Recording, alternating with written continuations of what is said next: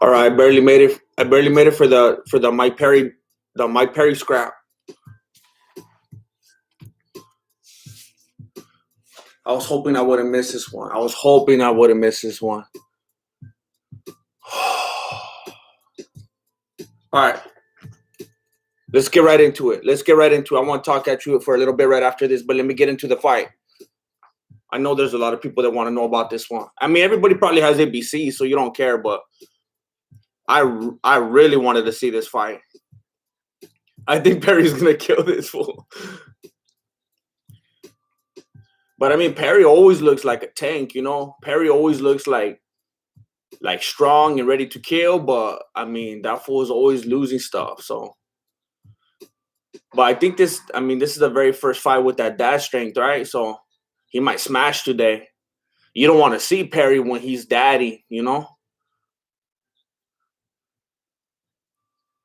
Come on, Jefe, it's good to see you. Hey, it's good to see you too. I've been seeing my dreams the last few hours. I barely woke up right now. So I'm glad to wake up to your kindness. Thank you, Kaimon.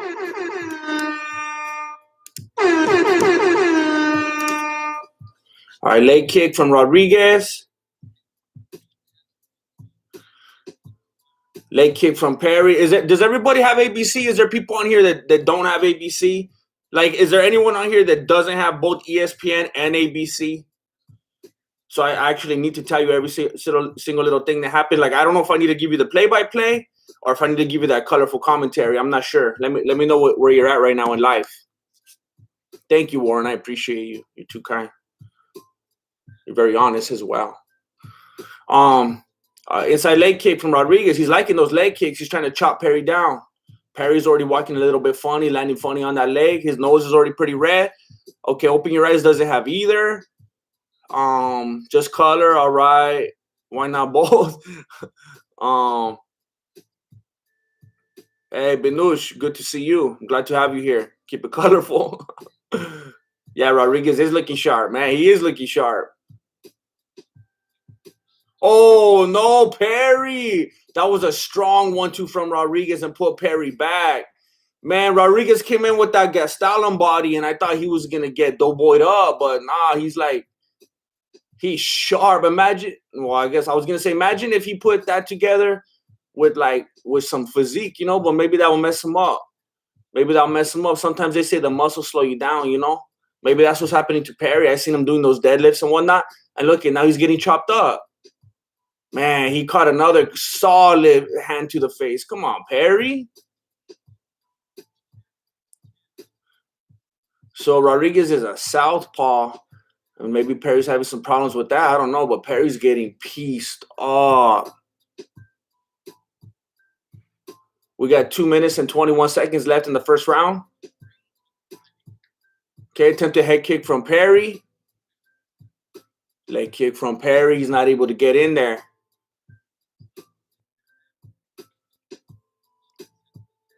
Oh, man. Hard right hand from Rodriguez. Inside leg kick from Rodriguez. He's landing like everything he wants to land. Oh, man. Hard 1-2 from Rodriguez, followed up by inside leg kick. Rodriguez is landing everything he wants to land. That was a 1-2, but Perry he did a better job of having his hands up right there. They got those new what's it called? Venoms on. A lot of people are wondering if they were gonna have that Valet 2 though, and they do because Perry has it on right now. Everybody watching right now probably already knows this because you've seen the prelims.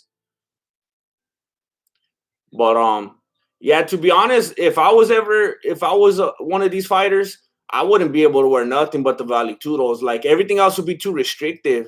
Like those what are they called? Like those shorts that have like a little bit of play, like those short shorts. It's like how do you kick fools in the head and stuff? I feel like, you know how like when you have boxers on, you feel like you can't even pick your leg up. It's like it's restrictive. I would feel like I had to rock the Valet 2. I don't know. I don't get those other shorts. They feel like they would get in the way. All right, we're at 53 seconds right now in the first round left. And Rodriguez was like looking like he was gonna choke out Perry for a moment, but maybe he's not a strong grappler. I don't know. Now he's looking at his coach.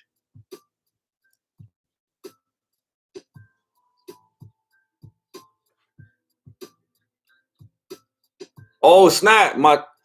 Mateus. I do recognize the name Mateus. Yeah, you won the rash guard. You're one of the ones that won the rash guard. My name is.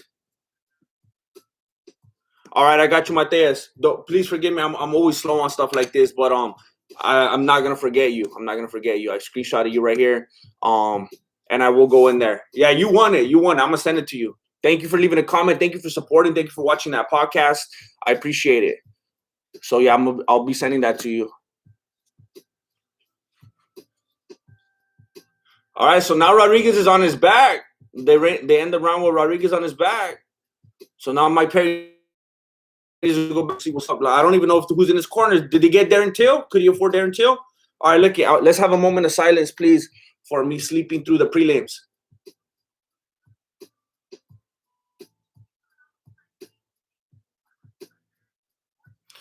All right, I was telling Marilena last night that I was gonna get up all early because I was like, hey, Marilena, you know, I can't even talk. Hey, Marilena, you know the fight nights that I always do? Well, tomorrow it's a fight morning. It's a fight morning tomorrow, so I'm gonna wake up early. I set my alarm for like 7 o'clock or whatever. Like, well, she woke up. And she got mad because I didn't wake up. She's like, hey, why you gonna set your alarm so early if you're not even gonna get up? Now I'm awake. I can't. I'm just like, go back to sleep. She's like, I can't. When I wake up, I can't go back to sleep. I was like, that's your problem. But yeah, I slept through the prelims. I didn't want to. I was gonna do the whole thing, but all right, we're going into round 2 right now. What are you doing, Rodriguez? All right, let's go. I like when I see Bautran in these fights. I like that guy. I don't get to see him very often in these events. Herb Dean's always hogging it up.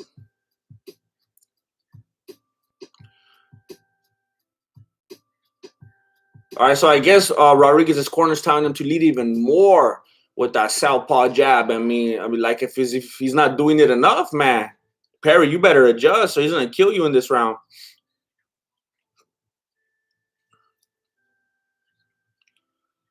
Oh, body kick from Rodriguez. I think it sounded louder than I heard. That always happens with those body kicks. Like they slap, but most of the time they get kind of like partially blocked. Left hand from Rodriguez. It's like leg kick from Rodriguez. I sometimes like I hesitate to say this because like I mean I said it before with someone. You guys are like, are you serious? That fool is like 3-time world champion.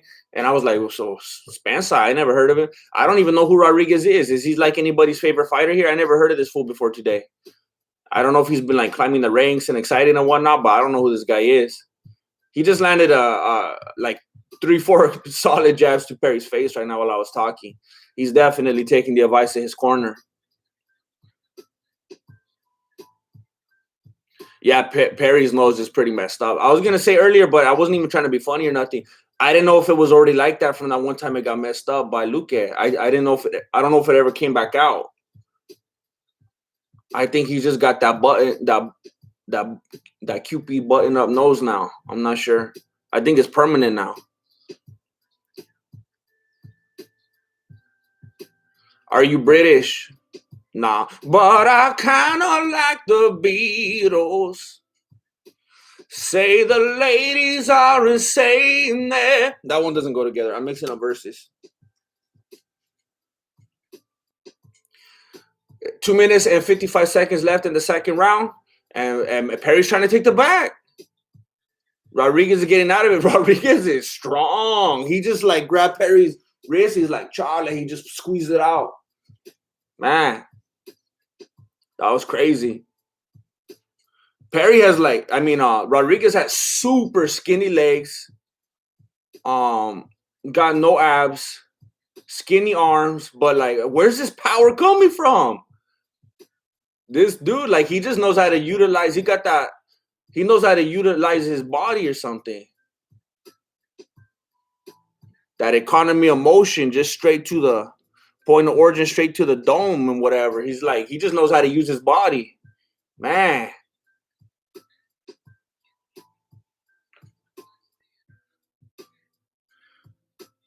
Two minutes left in the second round. Perry's just trying to get something. He's trying to get a leg kick. He's trying to get a jab, and then he gets one on the face. Man, come on, Perry. What's up, Matthew Bird? Put salary sticks. Does that help? Does that pop it back out? That's crazy. Yeah, the prelims finished. This is already the main card.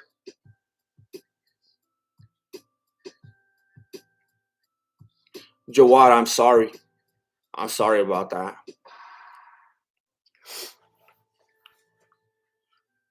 Ooh, hard left hook from Rodriguez. Hey, if we're learning anything about Perry right now, it's that he's a hard-headed individual.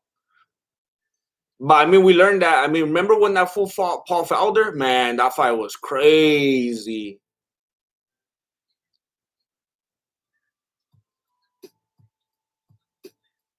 Is that like a big wow on the left side of Perry's face? Right when I say that, John Anik starts talking about it. All right, fool. Oh, left hand from Rodriguez. Inside leg kick from Rodriguez. Jab from Rodriguez. Oh, right left from Rodriguez. Hey, this is like a clinic right here. This is like a whole highlight reel. Man, you're going to have to catch him with something wonderful, Mike Perry. Look, I know you're probably wondering, like, what, are you kidding me, fool? Like, why do you keep talking about it? What's up with the biased commentary? I don't know, like, am I wrong or what? Like, let me know how you feel. To me, Mike Perry's like one of those fools that, like, you just want him to do better already. Like, you see, like, where he's, like, messing up here and there and acting up, and it's like, and then he gives interviews, and it's like, it's almost like the Nate Diaz syndrome, you know? Where, like, for the most part, he's always acting hard and, like, getting in your face and, like, being aggressive and confrontational and whatnot. But then when he lets the guard down, it's like, hey, this fool is kind of a endearing fool, you know? And it's like you want to root for him. Like, you know, there's something dark down under that's like he's got a chip on his shoulder. Like maybe they didn't get hugs and whatnot.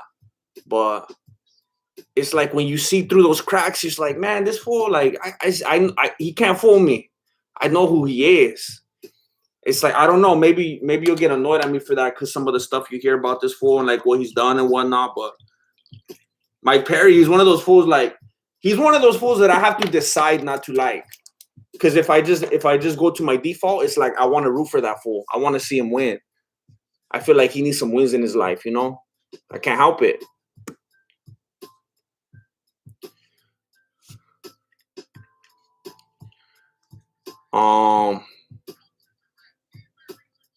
Talk about Jake Paul versus Ben Askren. Hey, I did a whole prediction video about that. You should go check it out. I said that I think Jake Paul's going to win. I apologize if that enrages you. I said I think he's going to win, but I want Ben Askren to win. That's it. That's it. If you don't like my answer, check out the breakdown I did and see if you could at least understand why I'm saying that. Oh,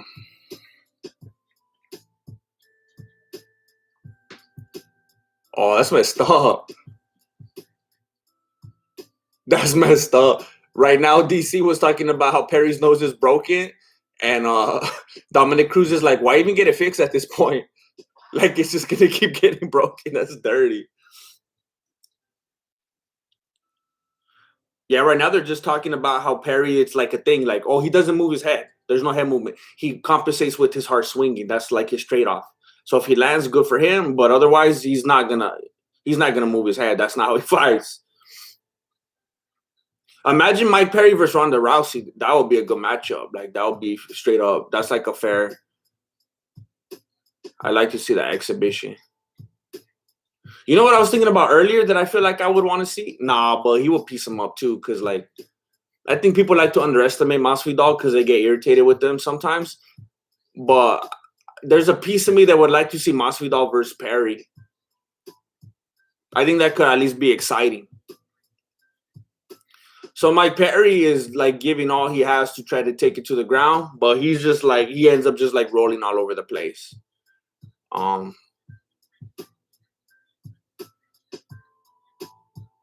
I don't know.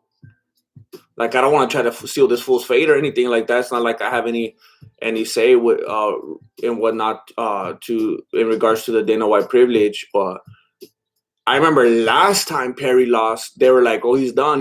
He's gonna get cut." And like, even Dana White, maybe Dana White feels the same as like I was saying right now. Dana White was saying something along the lines of like, he's likable. He likes him. People like him. He like, you can't put your finger on it, but you just hope for the best for him. You wanna help him out, do what you can, and like it's like, what are you gonna do at this point? He lost again. Like all these other legendary people getting cut, people getting dropped left and right, and it's like at what point people are gonna start to be like, "What's up, Dana?" Like Tyrone Woodley, did they already let him go, or it's just like implied that they're gonna let him go? And then you still got Mike Perry in here with this stuff, like keeping his head in one place. I'm not saying I want them to get rid of him, but it's like, what's the standard here? Hey, Zach Hughes, I just woke up. So we're all barely getting here. It's all good.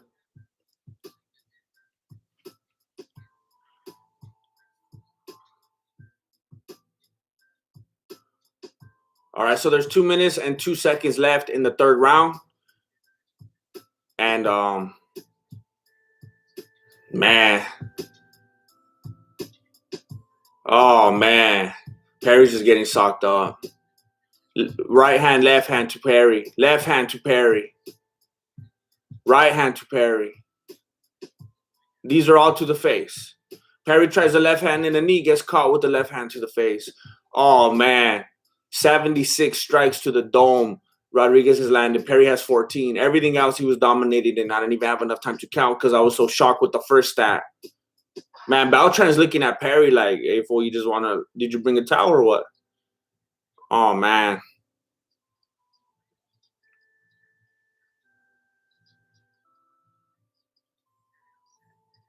A minute, 10 seconds left in the third round.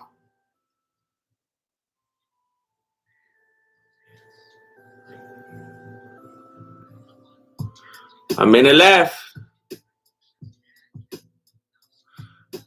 Man. Oh, Perry. I hate to see this.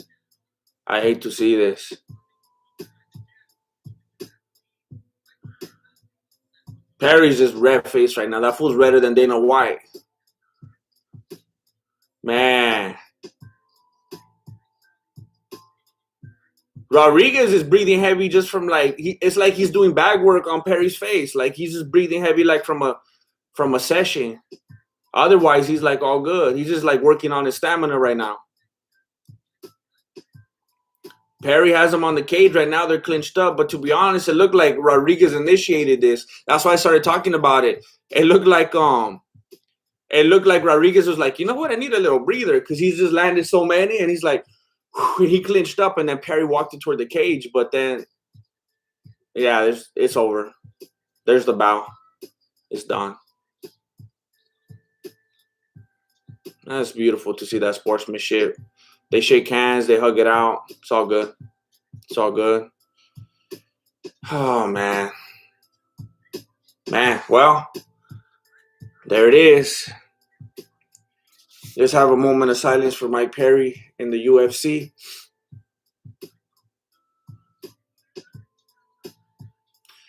And I want to do something very important.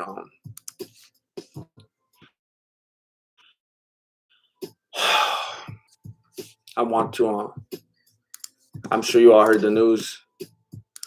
I just think it'd be appropriate if we had a quick moment of silence for the homie DMX.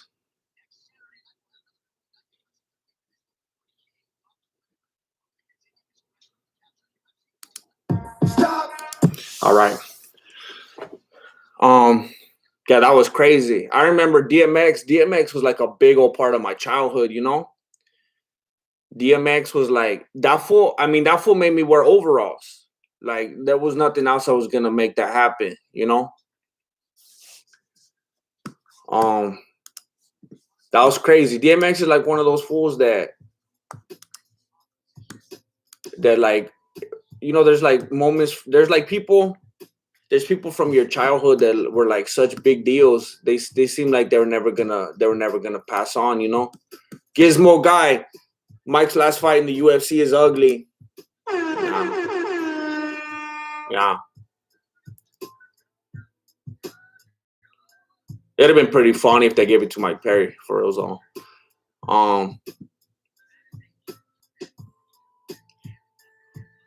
But yeah, I heard that DMX was like in a coma, and then I was like, oh man, hopefully he busts Steven Seagal and he gets out of it. You know, people get in those things all the time, and then they come out and like avenge something, but he didn't come out.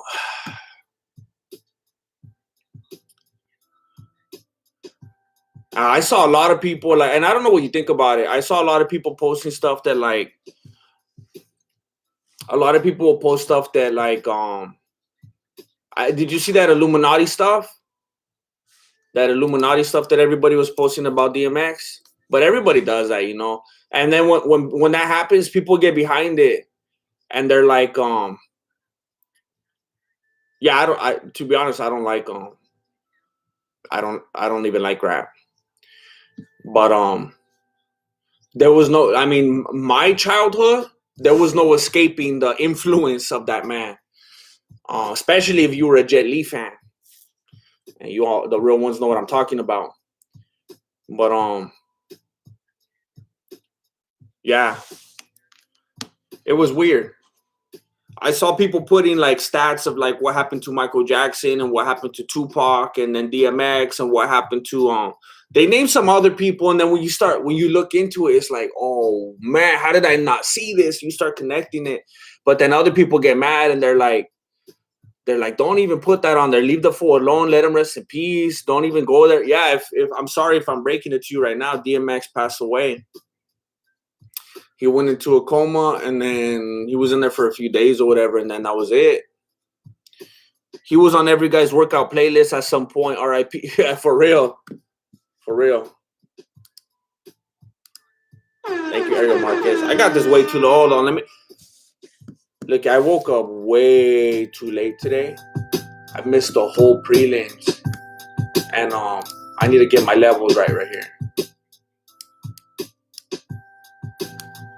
Okay, so maybe like that. And this needs to be louder. That's good. I like it to be a little bit loud.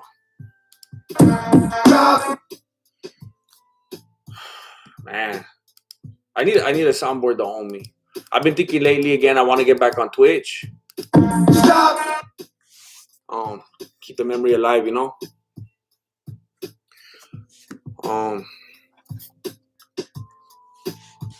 So after this right here, we got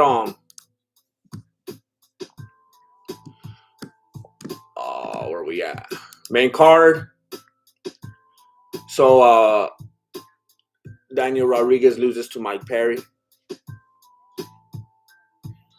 Oh, he was talking about camps, about full camps. I was gonna say he didn't get a full camp right here, but he did. He did get one for this.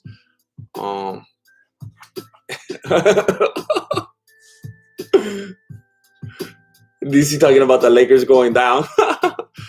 So Nina Nunes, I thought Nina Nunes quit.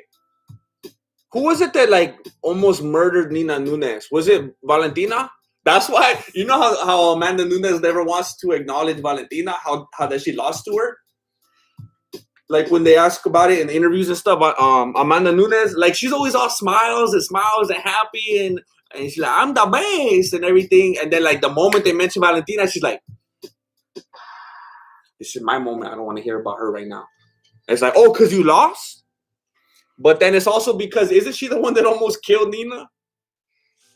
Man, and then Mackenzie Dern. I always want Mackenzie Dern to win. I don't know.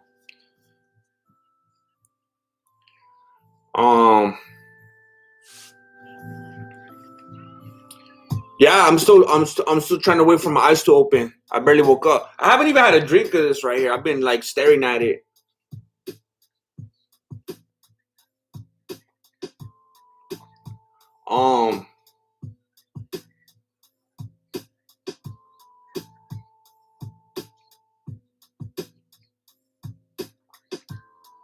Every year a rapper dies because of drugs. Hey, I mean, every year, everybody. I mean, Whitney Houston wasn't a rapper. I mean, like, what is it?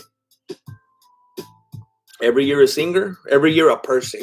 Every single year, one person dies from drugs at least. I'm telling you, listen, trust me. Every year, at least one person dies from drugs. I feel like that's That's gotta be true. At least one person.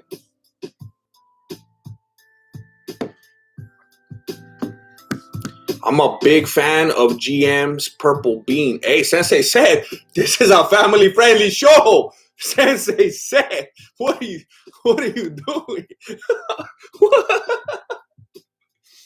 Sensei said. Sensei said had too much coffee this morning.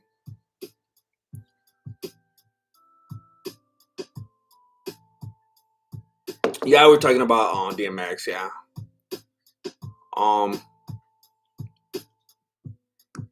I am nocturnal. I was talking about it with someone yesterday. Actually, I hate going to sleep. I hate it. I hate going to sleep because I feel like there's always too much to do. And I feel like when I go to sleep, it's like I gave up. I'm tapping out. And it's like, I know I still got this. I still got that. I was like, how am I going to sleep? The work has not been finished yet. But then I hate maybe just as much waking up.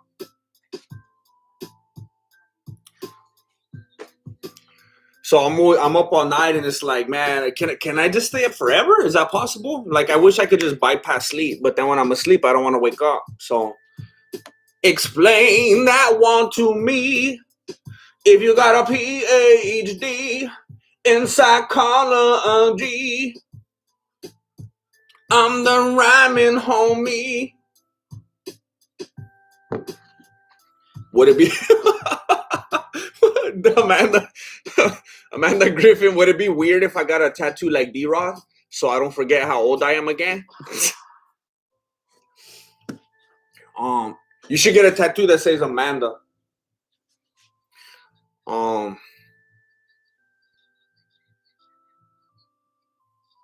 Purple Bean is the dude's name. Oh, wait, what? The fighter? That Rodriguez fool, his name's Purple Bean? Or someone in here's name?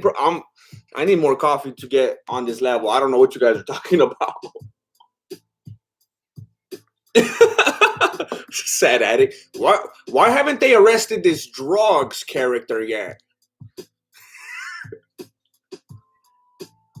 Hey, the people have spoken.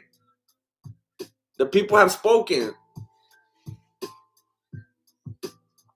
They let him free. They let drugs free. And Barabbas, they said, let those fools go. We want them in our lives. All right, let's move on.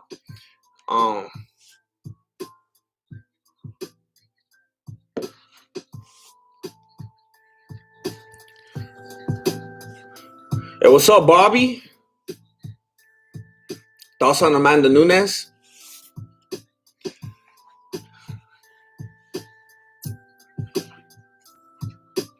It's weird. Like, sometimes I even hesitate to try to explain these things. Mike Alfieri!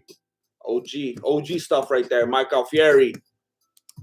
Loving the Below the Beanie podcast. Keep up the good work. It will pay out in the... Hey, thank you, Mike.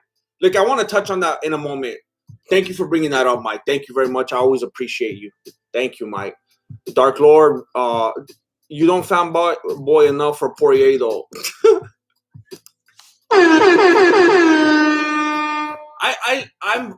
I like Poirier. I think he could be a little obnoxious sometimes. It's hard for me. It's hard for me in this UFC thing because we discovered this last time. Think about it. Think about the personality of a fighter. Someone whose life is based on getting in a cage and fighting another individual. They're probably going to be a little rough around the edges. You know? And they're probably going to be very confident. Somewhat maybe even perceived as a little cocky for what they do, which I guess makes sense because you got to hype yourself up, you know? You got to hype yourself up to get in there and throw down, you know?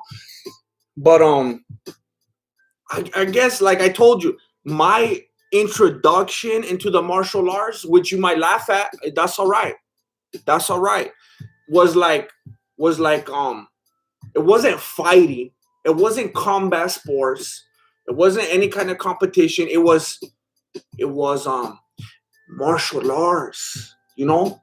It was like that beauty and that like life preservation and like saving that love interest, you know?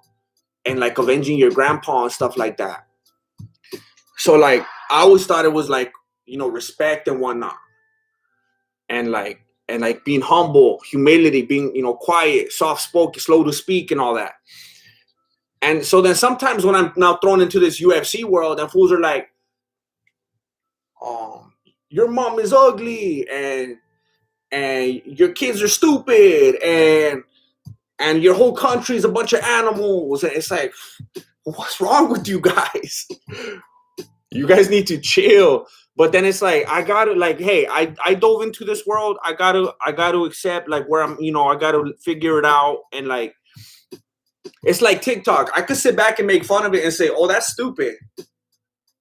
That's a really stupid thing. Or I could get into it and take advantage of it and be like, hey, this is 2021. I got to play along, So it's like, which one's actually going to help you out and move you along?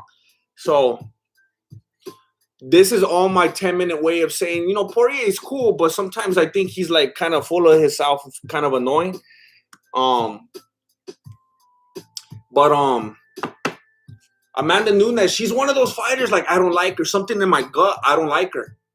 You know how, like, first day of school, you start high school, you're a freshman, you sit there, you don't know, and like half of the people, and you see someone, you're like, I don't like that fool. What's his name? I don't even know, but I don't like him. I could tell. Look at that stupid shirt. Look at his shoelaces. That fool's stupid. You know how, you remember, you know how it is. That's how I am with Amanda Nunes. And look, I don't know if I've ever said this before. There's like a part of me, I want to like her. I want to root for her. But it's like something in me is like, nah. I don't know what it is. I don't know what it is. Nina, I don't like her. She's annoying. She reminds me of one of my cousins. She's super annoying. I don't know. But to be honest, let me just put it this way. Most people, I think I don't like. I've always been like that my whole life. I don't know, and I apologize for that. I'm not. I've always liked animals.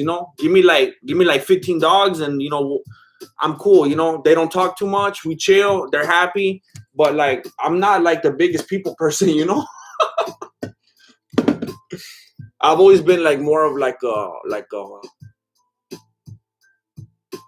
Grandmaster Doolittle, Ariel Marquez, 75% of the UFC, just guys saying they're tougher. It's just a shouting match till they get in the cage. You are right. Because there's always that weird moment when, like I was talking about with Mike Perry earlier, like when you see them like finally chill and they're just doing like a candid interview, or they're just like, I don't know if there's such a thing as a candid interview, but you'll be like, oh, he's just like a human. Like all of a sudden you see Conor McGregor say, it's just business. It's just business. And you're like, oh, he was just acting hard earlier. That fool scared. He was just acting. Oh, okay, maybe he is human. All right. Okay, maybe he is like everyone else and will like assault people and stuff, just like these other. He's like everybody else. Like, okay. Give him a break, So there is that. So that's my thoughts on Amanda Nunes. There's something like in my body, like chemically, that's like I don't like her, but she does have very likable qualities. She's always happy. She's always smiling, except when people bring up Valentina, and then she's like, oh, I lost to her, and then she doesn't want to talk about it. But other than that, and yeah, thank you, Mike Alfieri, for bringing up Below the Beanie. Look, I want to say this. I said it before. I'm gonna say it again. I know I'm putting myself in a weird place by doing this, but sometimes you just got to do something for yourself. I'm working on a breakdown right now. I've been working on a breakdown for like 3 weeks at a slow pace, and then I want to work on a couple predictions of upcoming fights.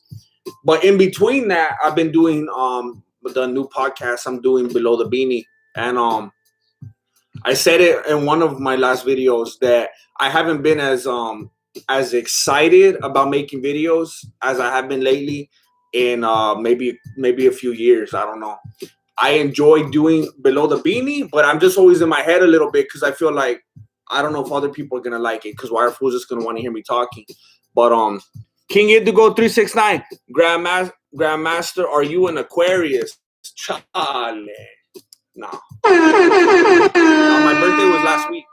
My birthday was last week. or this week. This week. My birthday was within this last week, a few days ago. But look, let me lay it out for you as perfectly as I can. I'm doing a podcast now, and I already know, so you don't got to come and complain and tell me, because a few of you already have. There's been fools like, hey, cut it up, an hour's too long. Then it's not for you, because there's podcasts that I listen to, when they're 2.5 hours long, I'm like, oh, man, I wish it was even longer. So it's not about length. If it's too long, it's not for you. Don't watch it. And then there's other people that, like 30, 40 minutes in, I finally started talking about the fights. And they're like, hey, fool, you need to get there sooner. And I was like, nah, fool, don't watch that. Because a lot of times I'm not even going to talk about fights in the podcast. I'm going to be talking about a sandwich that I had earlier. You know, it's not even about that. So it's not for you. Keep stepping. All right. But so the podcast, this is a thing for the ones that have been asking for it, for the people that have been showing love. There's been crazy love in the comment sections of those podcasts, and I appreciate it very much. And I've responded to it as many as I can up to this point. I've seen a ton more, and they've just been crazy positive. But I want to tell you, if you're thinking like, is he trying to do a new thing? Does he think this is smart? Is he trying to just get that watch time? No, I'm having fun doing it. So if you have a problem with me having fun, then go ahead and let me know and complain about how stupid of a perspective that is. I'm just trying to have some fun. Because like doing breakdown after breakdown, man, it weighs down on you. And I start to hate it after a while, to be honest. So I've been having like a real fun time doing podcasts. And finally, I'm doing something that I'm enjoying.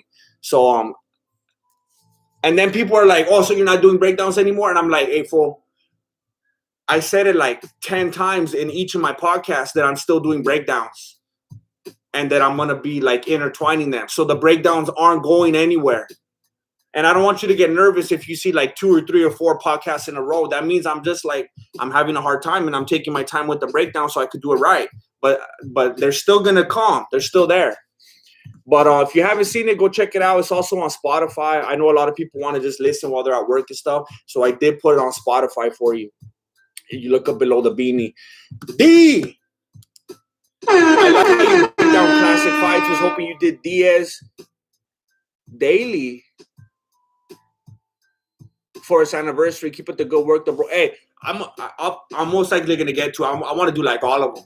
I want to do all of them. Like once I keep going and I keep getting a little better and a little stronger financially, I'm gonna get like a crew, and then I'm gonna be like, hey, this fool's doing this, and this fool's working on the assets, and this was doing the cut, and this was putting them together. Like I'll be kicking out like, I don't want to say multiple a week, and then like maybe you'll be like, hey, fool, we've seen enough of you already. I don't want to be like the MMA BuzzFeed or anything like that. But I want to do way more. Zach Hughes, episode 1, GM pins, the timestamps, and thanks the Side Addict, episode 2. Also, GM, don't timestamp me, fool, Charlie. I didn't even think about that. No. Oh, I thought it froze. My screen froze right now. I thought the stream was going to cut out again. I should probably close some of these.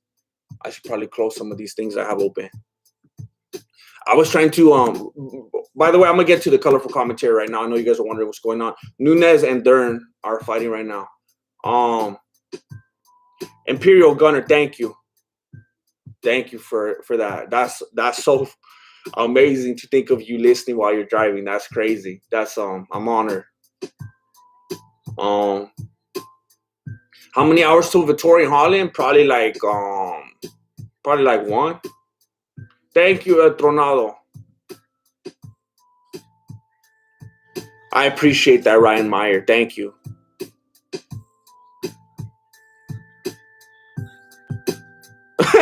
I'm not your dad says, I have a problem with you having fun. Stop it.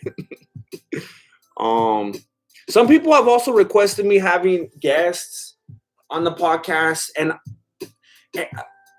to be honest, that's not what I want to do on the podcast. That's like, I realized when I started getting into doing a podcast that there was a way that like, and I don't want this to come out the wrong way. That sounds like I'm limiting myself, and you guys, and then I don't want to prompt anyone to be like, no. So you gotta give yourself confidence. I don't mean it in that way. I mean it like I like it and I embrace it. As I started getting into the thought of doing a podcast, I quickly realized like there's only one way I'm gonna be able to do a podcast. Like like I realized like, oh, this is me, you know. I got my little dinner table, and I got my little sketchy setup, and like the way I'm just like, this is my style. Like if I'm gonna do a podcast, this is me, you know. So like it started coming together that way, and like my style and the way I do, like I don't have any interest in doing a 2-person consistent podcast. That's just not my style. I have a lot of fun when I do it. Like when I hang out with the boys from We Out Here MMA, the one time that me and Sensei Seth were talking, like stuff like that's cool. But like for the Below the Beanie, that's just not the style that I'm going for. I do have an interest in doing one-offs where I do talk to people, and I think Below the Beanie will open that door so that I could talk to different people in that format, because I'll be so used to it.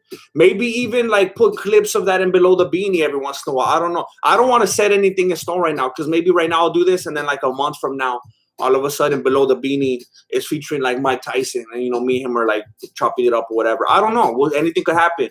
But as of right now, that's just not something that I'm like very interested in. Amanda Griffin, could someone translate Mackenzie Dern for me when she talks? The accent's too thick for me. Hey, Amanda, I want to give credit where credit's due. I appreciate the way you spell thick right there. I don't know if everyone else caught that. That's brilliant.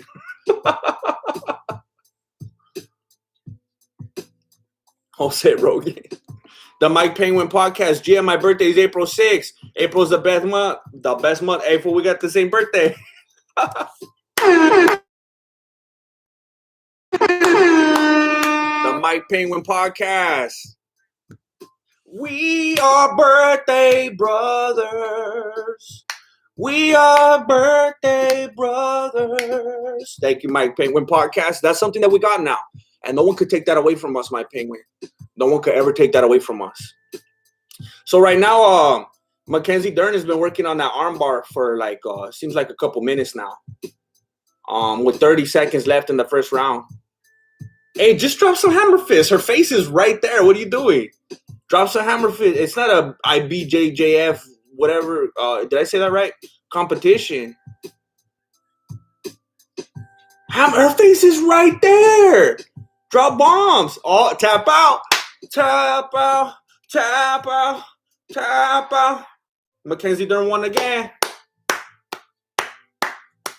Mackenzie Dern won again.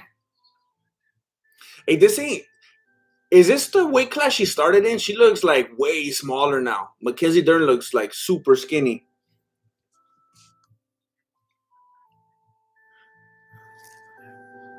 Oh, Nunes is cornering her. Dang it. Nunes looks like a giant.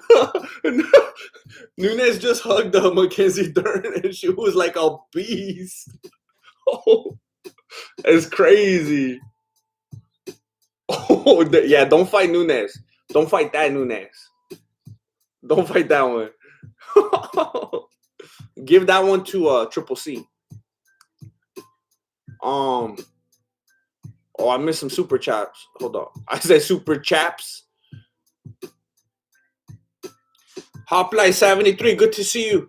GNA Hoplite, my love to the people down under. Thank you for being here, Hoplite. Good to see you. Oh, the Sad Addict. Fun fact, her real name is Mackenzie. They don't want to swear. Hey, Sad, like, yeah, her same thing here, Sad Addict. I don't want to get. This is a family show, so I gotta say, her real name is Mackenzie Darn. Her real name is Mackenzie Darn, but ABC is a family channel until the sun goes down. I've seen some of the stuff they got on that. I don't know what's up with them censoring her right now. Maybe because it's a UFC fight morning and it's not a UFC fight night. Come on, love the long format stuff. Usually listen to podcasts during work. Keep it up. Nunes is a beast. Let the Discord boys co-host. Oh, okay, you probably said that before I started saying how much I hate co-hosts on. No, but that is something that I want to incorporate in some fashion. Because the one thing that Wormsworth, sub Grandmaster, Respect, respect, Wormsworth. Thank you for supporting the channel. One of the things that I do like, so I was saying earlier, I don't want anybody to think that like, because people have requested a podcast, and I'm glad to finally come through and actually be enjoying it. Because I thought I was gonna try it and be like, see, I told you guys it doesn't work. I can't do it. I hate it. I ended up loving it. And because of the positive feedback I got, because I thought like everyone was gonna hate it and be like, yeah, please don't do this, just keep doing breakdowns. So because so many people liked it, I was like, whoa, I guess it's something worth continuing to do because they like it. I like it. Daniel Mendez watching this while door dashing. Oh, that's bad. That's cool. Thank you, Daniel. Stay safe out there. Wait, okay, I gotta stop playing. Close this. Close this. Thank you so much, Daniel. But yeah, the thing, like, that's not the only reason I'm doing it. I am enjoying it. People have asked for it. It's working out. But what I do like that has been a byproduct is that it is a way of me being able to stay consistent every Wednesday. So the fact that that's allowing me to stay consistent, then it does make it easier and more likely for me to fill in the gaps with doing things like talking with other people, whether it's like people from the MMA community, people from the. So she's just gonna dance like that after every fight now. That's just a thing now. Okay. People from the, I can't even remember what it's called. What'd you call it? Oh, they're taking a picture together. Oh, that's weird. Well, that's good. That's nice.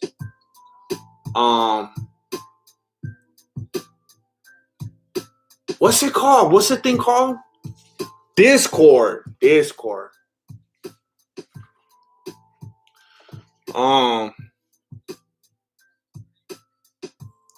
I can't use the Discord. I'd like to see stuff from it. Hey, John Lee, is there like another reason you can't use it, or you thought you didn't have access? Because you have access. Every member has access to the Discord. You just need to find the link, or is there another reason you can't use it? Yeah, see, here's the problem. Like I don't know how familiar you guys are with like think about PewDiePie. PewDiePie has such. Like, if I wasn't a full-time YouTuber and didn't rely on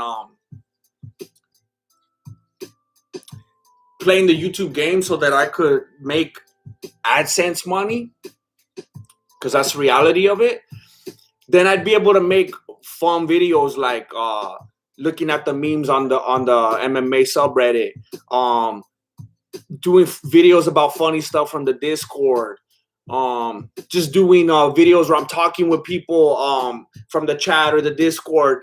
I was gaming with people from here.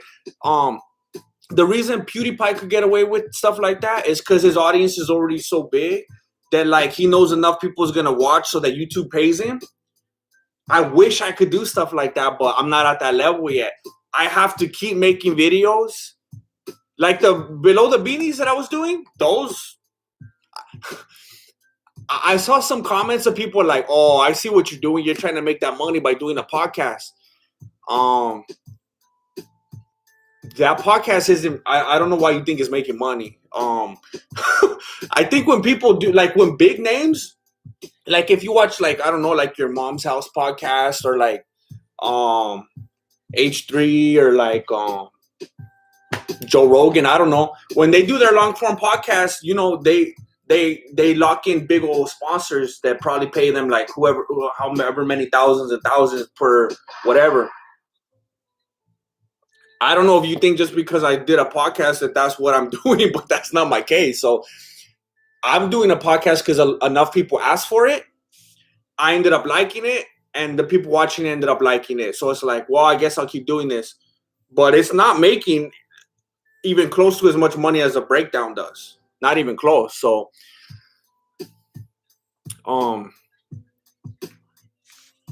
and the only reason I'm talking about this is because somebody was saying you should do like I'd like to see funny stuff from the Discord. Like, is there a way that could be highlighted? I'd like to, and I hope I can more in the future. But right now I have to like play the game and do like breakdowns with like popular names, like based on a current event, or else like I don't get enough views.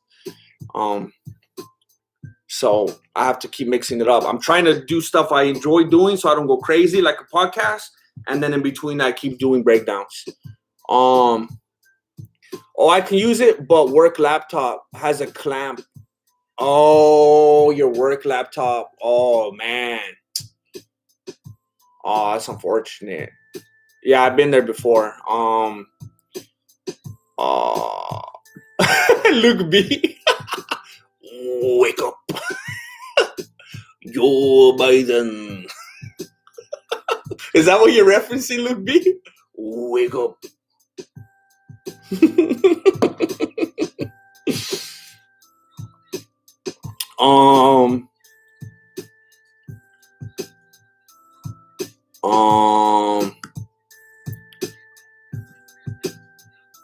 See, Maruf, I see what you're saying, and I don't know if you're like a supporter and you're trying to give me advice, or if you're like not being understanding and being kind of annoying. I don't know. Like, I don't want to like be disrespectful because I don't know where you're coming from, but I know I'm going against the grain, but I don't like that. I want to be able to do whatever I want on my channel. Like, I know I started a second channel, and most of you probably know that. I have that channel, MMA, Mexican martial arts streams, that I intend to leave open, and I intend to do gaming on at some point. But really, I hate the idea of a second channel, because it's like, hey, it's my channel. I want to do whatever I want. And people who are doing it right, they do that. Like, I know I could talk about PewDiePie all day, and you guys could be like, well, you're not PewDiePie. Well, back in the day, he wasn't PewDiePie either. So I could either like shoot for the stars, or I could be like, no, I'll never be like that. And then I won't, you know? So people that are at that level, they do whatever they want on their channel, and it works. That's my goal. I don't want to have 5 different channels. This one's for breakdowns. This one's for fight companions. This one's for gaming. This one's for podcasts. That's crazy. I don't want to do that.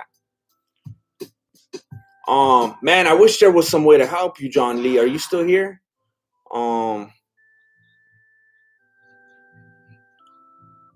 Dark Lord, do a podcast with Icy Mike. That would be great. Yeah, see, I mean, that's what I'm thinking about. Like, at different points, I'd like to be able to connect with different people. Like, there's different people. Like, there's different people that I want to connect with that I've already mentioned on here. Like Red Chucks. I've been saying for months already that I want to talk with that fool, the brick breaker. I want to talk with like everybody in the community. I need to find the gaps in between so that I could like stay above water, you know, and then I could have fun. Because for me, that stuff's having fun. That's doing stuff that I would like to do. There's things that are good business decisions, and then there's things that are fun, and I have to find out how to balance them.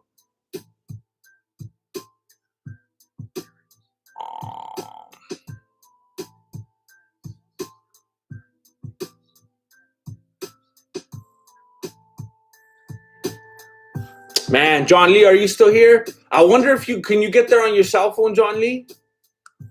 Because there's an app for it. You could download the Discord app. Because when I go, the people are funny in the Discord. I go in there and I'm like, man, like the memes and the conversations and stuff. And I always feel like next week's the week I'm gonna get in there and I'm gonna be more active, and then I always fail.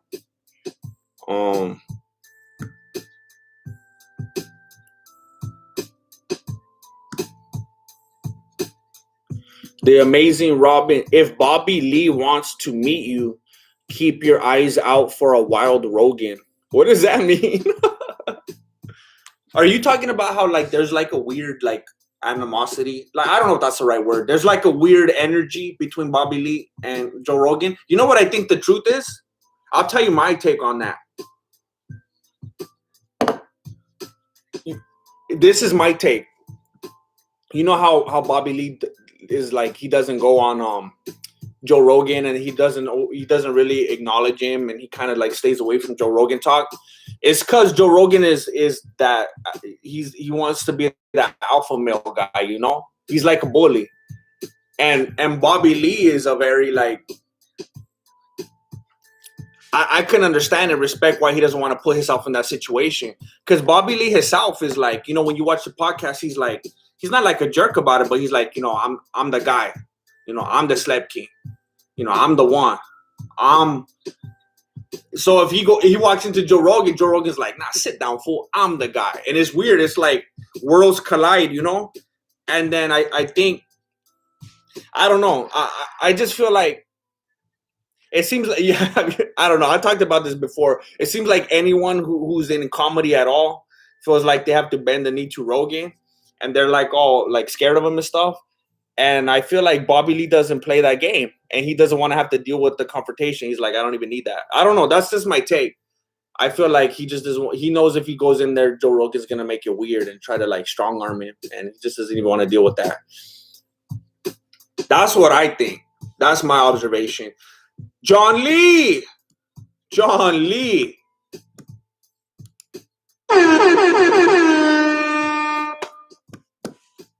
Marilena. Ay, Marilena.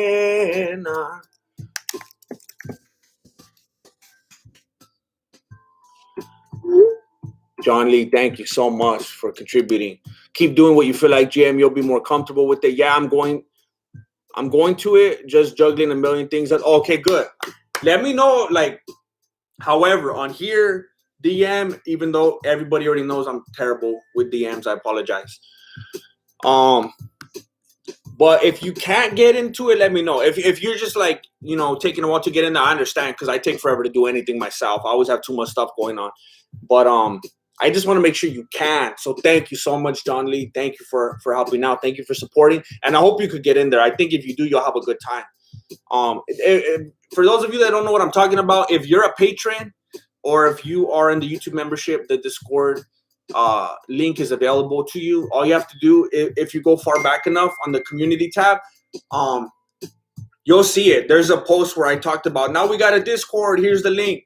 And some people might feel weird about it if you don't have access, and I'm sorry, but like, I just had to do something. I had to do something to give back to the people that support on Patreon and YouTube membership, because I would like to be a lot more active on those things than I am, and I felt like the least I could do was give something like this. So this is just an extra thank you for the people that support on there, the Discord access.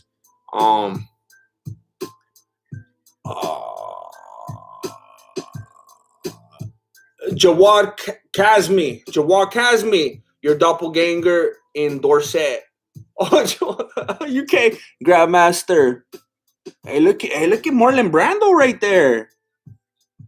Hey, Jawad, I don't know if you look like me or Marlon Brando, but congratulations. Congratulations. Thank you so much, Jawad. That's crazy. People are going to see you in UK and they're going to be like, hey, Jesse or Brando. That's cool, Jawad. That's cool. Someone my doppelganger, someone my birthday brother.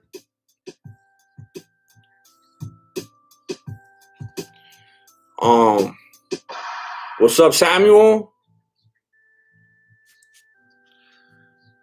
Whoo.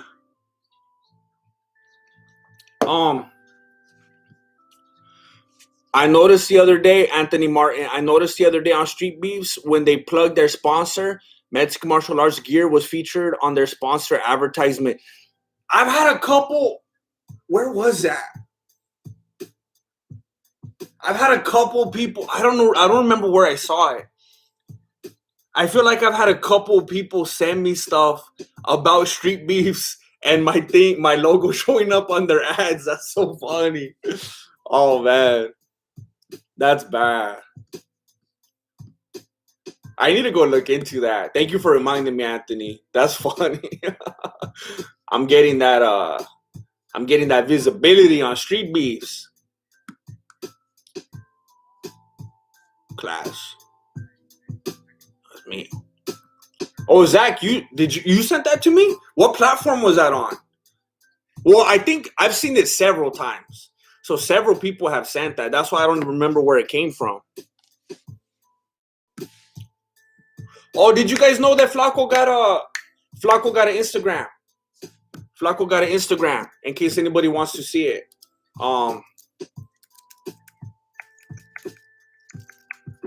There's a lot of people that miss Flacco. That's his Instagram handle right there. There's a lot of people that want Flacco back in their lives.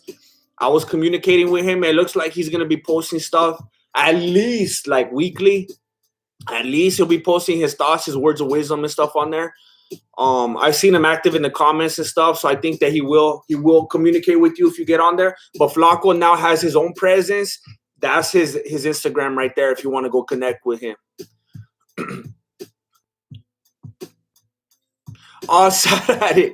I will see if he can. I will see if he's willing to. I don't know if his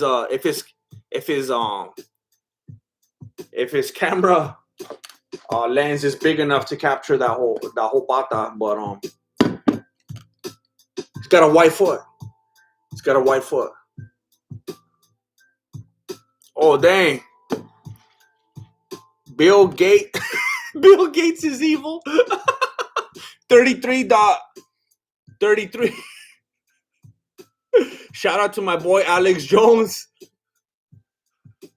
leading the fight against the New World Order and these billionaire globalists.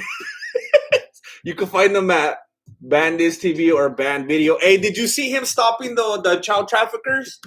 I shouldn't say that. I'm gonna get flagged. YouTube's gonna pick up my dialogue. Thank you. Why does he keep stalling on me? Did you see when he was stopping that little car with the kids in it? Hey, Zach. Man, Zach, you weren't playing? I'm training to fight in street beefs this summer so I could rep at MMA. Zach, you're not playing? Oh, man, my stomach hurts.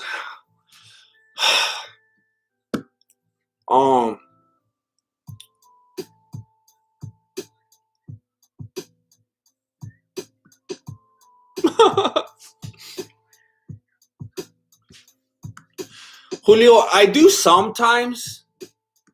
It's kind of hard for me.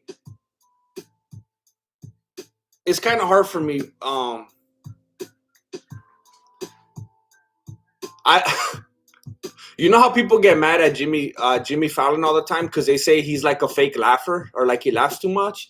That's how I feel sometimes about Andrew Schultz. So sometimes it gets hard to watch him for like long periods of time. But I do watch it from time to time. But sometimes it's like, all right, fool, like stop laughing at your own joke for like 30 minutes. It just seems like a little overdone sometimes, but I do watch it from time to time.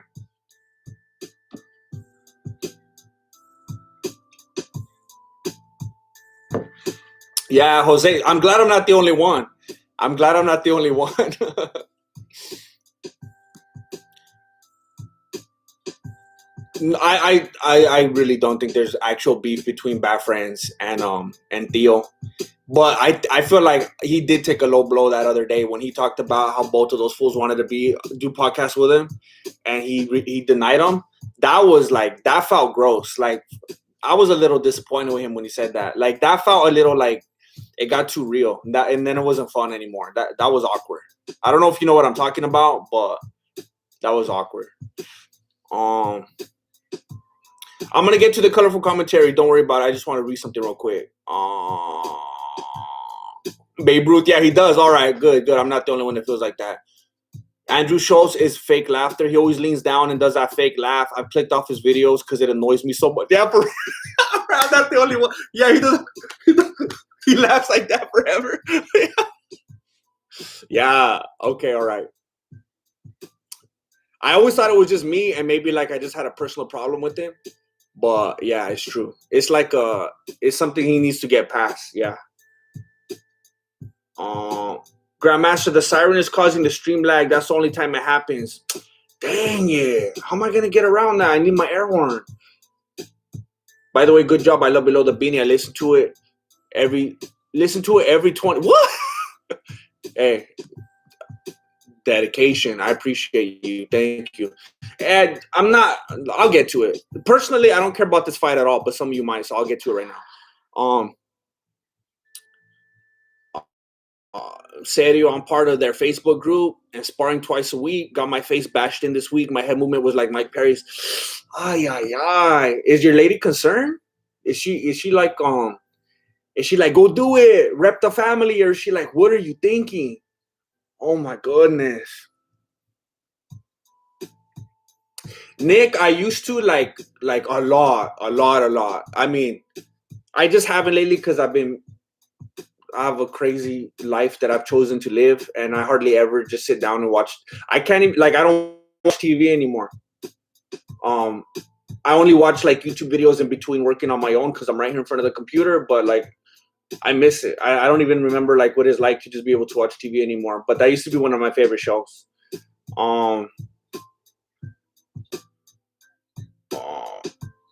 Support Grandmaster and get better loans with your credit. It does get annoying and so funny. I didn't see that one. I just saw the clip.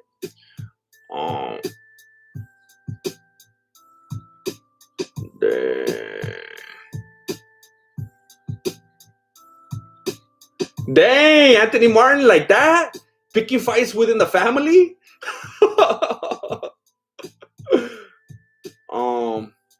All right, so Alvy's fighting Marquez right now. We're in round 2. Oh, Alvy's getting socked up. He almost got knocked out right now. It looked like he was going to do a takedown, but he was just going to a knee because he was like passing out. Theo just said, if you're talking about what I think you're talking about, Bad Friends and King and the Sting have had like this fake back and forth beef, just like taking little jabs at each other and having fun. And the other day, it just seemed like Theo took it a little bit too far. And he was like, oh, these fools are clowning. Both of these fools that wanted to do podcasts with me, and I rejected them. But the way he said it was too far. It was awkward.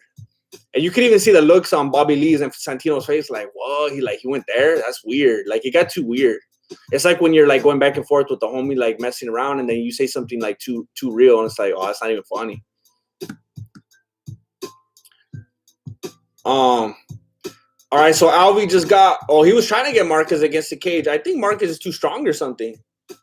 Alvy can't do what he wants with this guy. We're under a minute now. Ooh, body shot from Marquez. Left hand from Alvy, but that didn't do nothing on that beard. And you know who Marquez is reminding me of right now? Who's that one fool? Is it from Street Fighter with the red little shorts? He has like a mohawk and the beard. What's his name? That's who he's reminding me of right now. Who is that?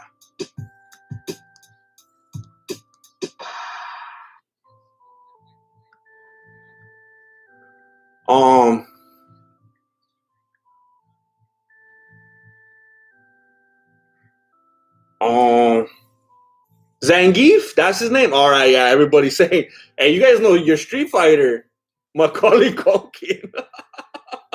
Yeah, remember in Home Alone 5 when Macaulay Culkin was wearing the red chonies and he had the mohawk? Wow, Alvy got rocked right now. He can't even find his corner. Wow, Mike Perry did not win.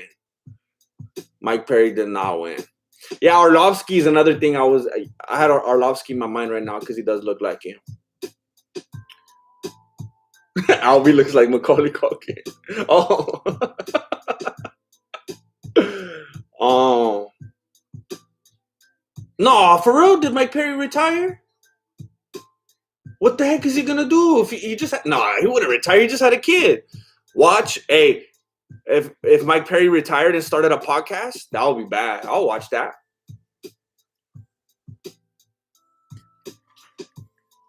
Man.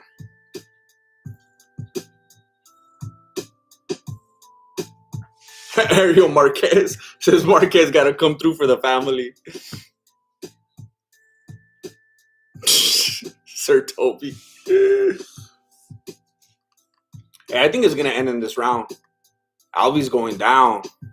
Alvy's going down.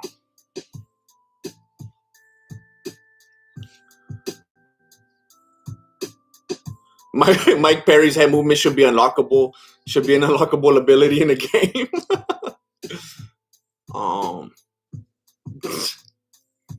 Perry can't retire before fighting Till. Oh. Hey, they should fight at Street Beefs. That's the money fight. Nate Diaz versus Tony Ferguson at 170, please.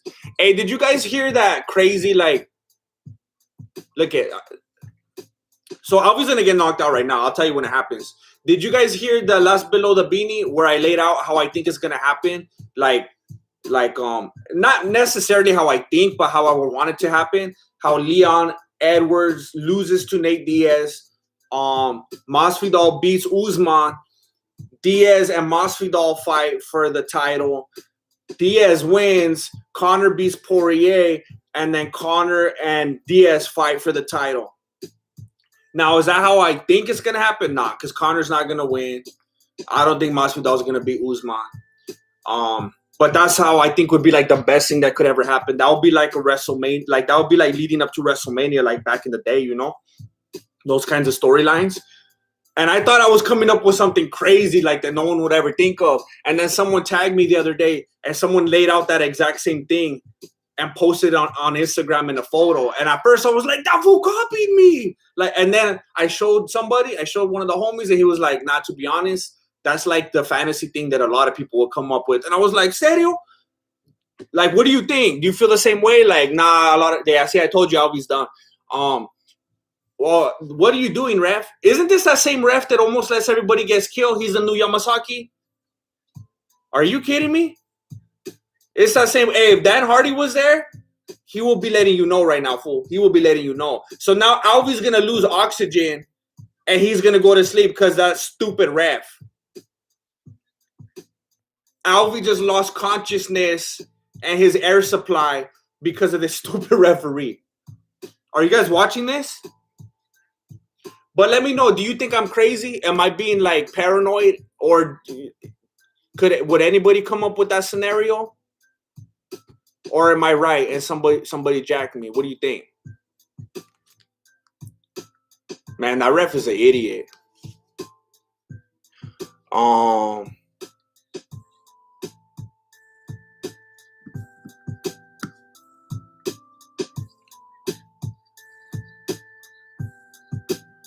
Yeah, I recognize him, Sad Addict. That's what I was thinking. Like, yeah, that is him, right? All right.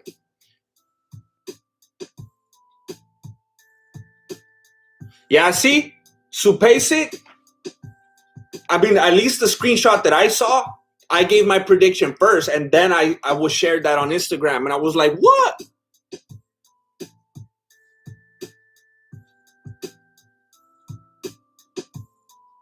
All right. I don't know. I don't get it.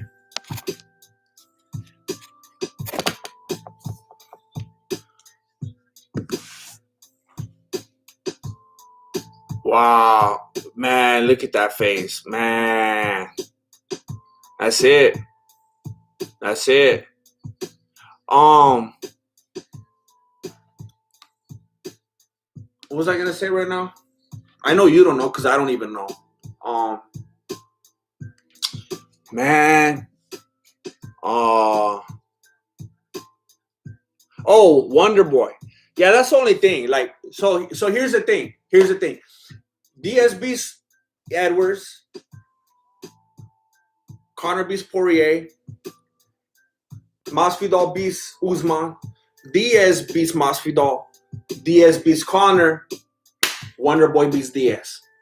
Diaz retires happy. He was a champ. Made that big money. He's good. Rise off into the sunset. Wonder Boy's the champ. There we go. Perfect scenario. Perfect scenario.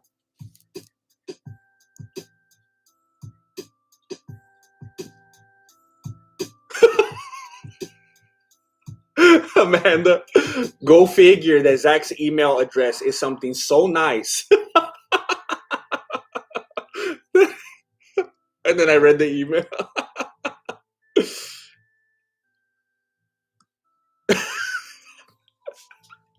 And then Zach ruining it, making it sound so cheap and dirty.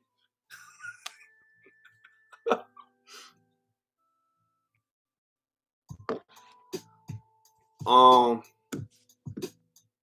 no, hey Darren, don't get me wrong. I don't really think Masvidal is gonna beat Usman, but that's what I would like to see happen, just to see the crazy storyline. Bill Gates is evil. Says not to be rude, but how old are you? 25, 30? Oh, I just turned 19. I just turned 19 years old. Mm-hmm. I used to work for my tío's landscaping company, and I spent a lot of time out in the sun. So like I got like a little weathered, you know. But if you watch the Below the Beanie podcast, which obviously you don't, you will see that I just had a birthday a few days ago, and I turned 19. So you know, still got a lot to learn about the world and whatnot. I'm just a baby, you know. We all just turned 19, says Nicole Yazzie. I'll stay turning 19.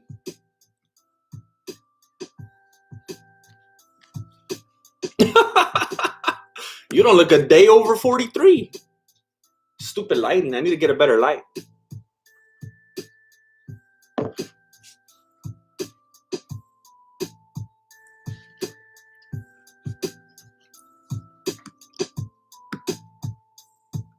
He says he's 19 and he has a son. Hey, when my dad was 19, he was a grandpa. That's how we get down.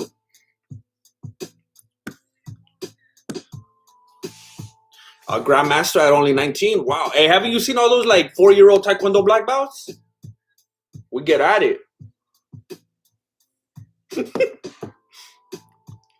Hey, Marquez is funny. He reminded me right now when he started talking that the last time he gave an interview, he was being all weird like that too. He's funny. My mom said you look 16.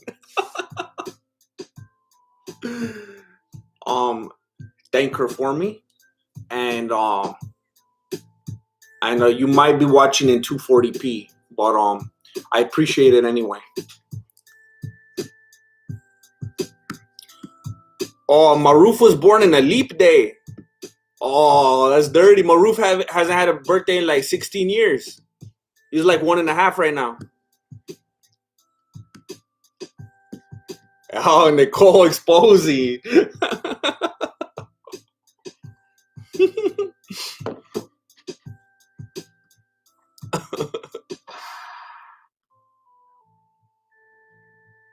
Grandmaster stats so far.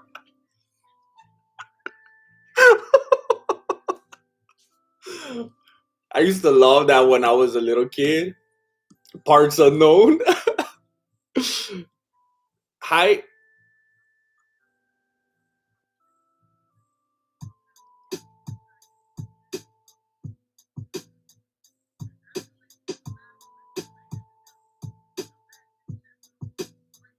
I think Julia Marquez is my favorite.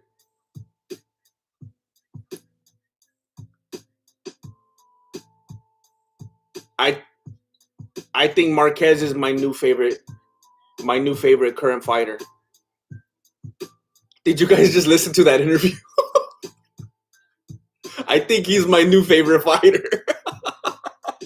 That fool knows how to talk and cut a promo in a funny, engaging, non-disrespectful way. That's like, man. I'm calling it right now. Metal moved on. Khabib moved on. Marquez is my new favorite fighter. Current, you know, I'm not disrespecting Khabib or Metal, but you know they retired. Marquez is my new favorite fighter. I'm saying it right now. You heard it here.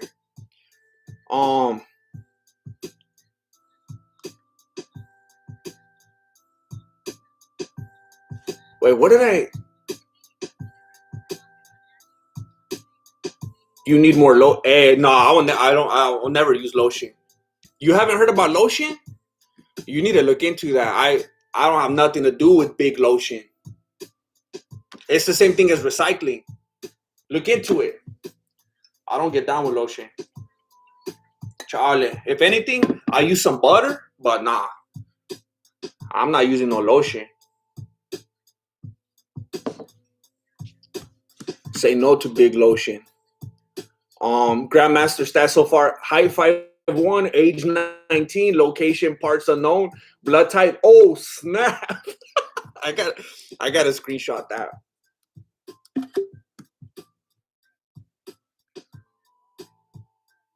You know what I used to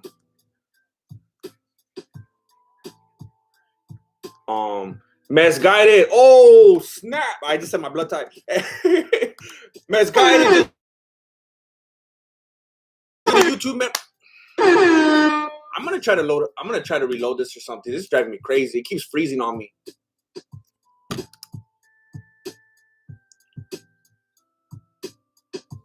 What's up with this page?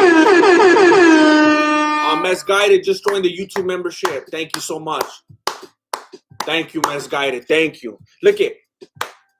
Man, I'm walking the tightrope. I'm trying to figure out how to do this because I don't know if sometimes I think I should just go crazy hard on Patreon and YouTube membership and just be way more active and make it way worth it and get more people on there so I could do whatever I want in the videos. Because when I see people joining like this, it makes me confident. Like, man, or I'm going to do a subreddit video. I don't even care about doing a prediction. I'm going to do a subreddit video because that's fun. Or I'm going to have a video where I'm breaking down Discord stuff or whatever. Because, like, I don't know. I know people appreciate the breakdowns and stuff like that, but I want to be able to have more fun on this channel. I want to be able to interact with people more and like do videos where I can include some of you guys. And I need to figure out a way, because I told you guys last time for the podcast. I know I was saying that I don't really at the moment want to do a podcast where there's another person, but I would like to have some kind of a feature where like you guys could submit questions or feedback or even like video form, so I could like play you guys. Like imagine if you submit a video like through email or something and I play it right here and then I like talk about it, like that would be bad. So like I want to do stuff like that, but every time I see people come in and join, I'm like, man, that's it. I gotta like feed into that more, get the only feet going, and then like I don't have to worry about stupid analytics anymore. So thank you for doing that. It's encouraging. Warren Smith, there you go. Joining the YouTube membership. Thank you, Warren Smith. Mystic Ranger, my coach was on UFC cornering Jung and prelims. Oh, that's crazy. I was asleep when that happened. I wish I was able to say that I saw that. I was asleep when that happened. But that's crazy. That's cool. Jawad Kamzi just joined the YouTube membership. Thank you. Thank you, my doppelganger. Marlon Brando. Bill Gates is evil. If you play video games, try streaming video games. Hey, I actually have a second channel for that. Because even though I want to do everything on this channel, I'm going to give people a break with the gaming. Because when I game, I could game like for hours. And it's like, I'll give people a break. I'll make another channel for that one. I actually have a second channel called Mexican Martial Arts Streams. Or Streaming. I think it streams. That one is going to be like dedicated to gaming. So if you want to go scope that out already, at some point I'll be getting back on there again. But yeah, I'm going to be doing that. Okay, fine. I'll co-host. Sensei said you weren't listening. Sensei said. Thanks so much for the contribution. Thank you for making me freeze my feed. I'm gonna have to find a new air horn. You know what I need to do? I need to get a soundboard so I'm not messing up my internet every time I put that on. Yeah, Sensei said I want to add different segments and stuff like that too. I want to pick the brain about tricking and stuff like that. Would you call what you do tricking, or is that disrespectful? Because like when I see fools tricking, usually tricking is like in the martial arts community, when tricking is referred to, it's usually like in a meme way. So I don't know if calling anything you do tricking is disrespectful. I don't know if you're gonna be like, hey, fool, you think I'm that ginger ninja trickster or what? I don't know if that's like fighting words. Oh dang, Zach, you shaved off the beard? Yeah, I want to get an external soundboard. I need to get on that. I need to start stepping it up a little bit. I think what I'm doing just looks like tricking because I'm fat. For anyone else, it's just kick. Sensei said, look it, you reminded me of something right now. You reminded me of the chubby surprise. Look it, I want to ask you something. Let me look it up real quick. And look, I know my internet froze. Look it, okay, I'm gonna have to stop playing. I know some of this stuff. Hold on. I need to send this to myself so I don't lose it. Don't lose my chain of thought. I need to go. Sensei Seth, I gotta ask you something. If I could ever get there. It's acting up right now. I'm gonna tell you that right now. So if I go away, I don't know what to tell you. But Sensei said, I gotta ask you something real quick before I forget. And I want to look at something so I know what I'm talking about when I ask you. And look, I know I'm being picky. I know I'm being annoying. But it's just an honest question. Don't mind me if you don't want to entertain the thought. But hey.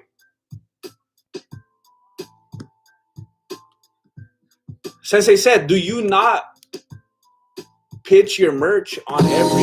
The bag has its roots in music, and it was initially made for the music producer. Once we had the finished product, then I was like, okay. What the heck was that?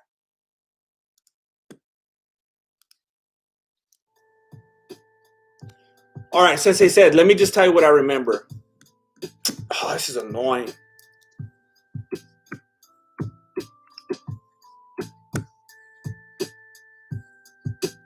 All right, so look, Sensei said, here it is.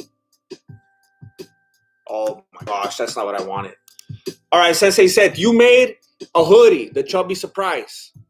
And I want to get one because it looks bad. I want to get one. But I want to get one. I couldn't find one. I'm trying to remember how it went. I can't, because I was trying to find it right now in your videos, and you didn't have links to your merch website. But I wanted to get one that was black and had the chubby surprise and the photo in white. But they were all either like the reverse. Like I think there was a white one. And the text was black, and there was like a blue one and a red. But I was wondering, at any point, are you gonna get a black one with the white logo and text? Because that would look clean. I wanted to get that one. I was looking for it. But then I don't want to be annoying and be like, hey, I don't see what you're doing here. It could be better if you did this, and maybe if you did that, I would support you. I don't want to be like that, but I was just wondering. On this question, because I do like that sweater. Archimon. Hold on, let me close this stuff. I'm getting nervous over here. Archimon, tricking is how Mystic Mac's gonna have to pay the rent.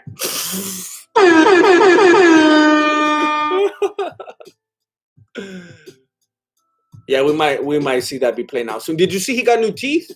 Did you see Conor McGregor got some new teeth? He was flexing them on his Instagram. That's how he's training for the Poirier fight. He got some veneers. Sergey Ranch, Colby and Jorge beef is fake. Prove me wrong. Oh snap! Oh snap! He says change my mind. Sergey Ranch says Colby and Jorge beef is fake. Hey, if Colby could fake that beef or fake the alliance to his political views and stuff like, hey, anything is possible. Maybe it is fake. Who knows? Well, I guess Sergey knows. Thank you, Sergey.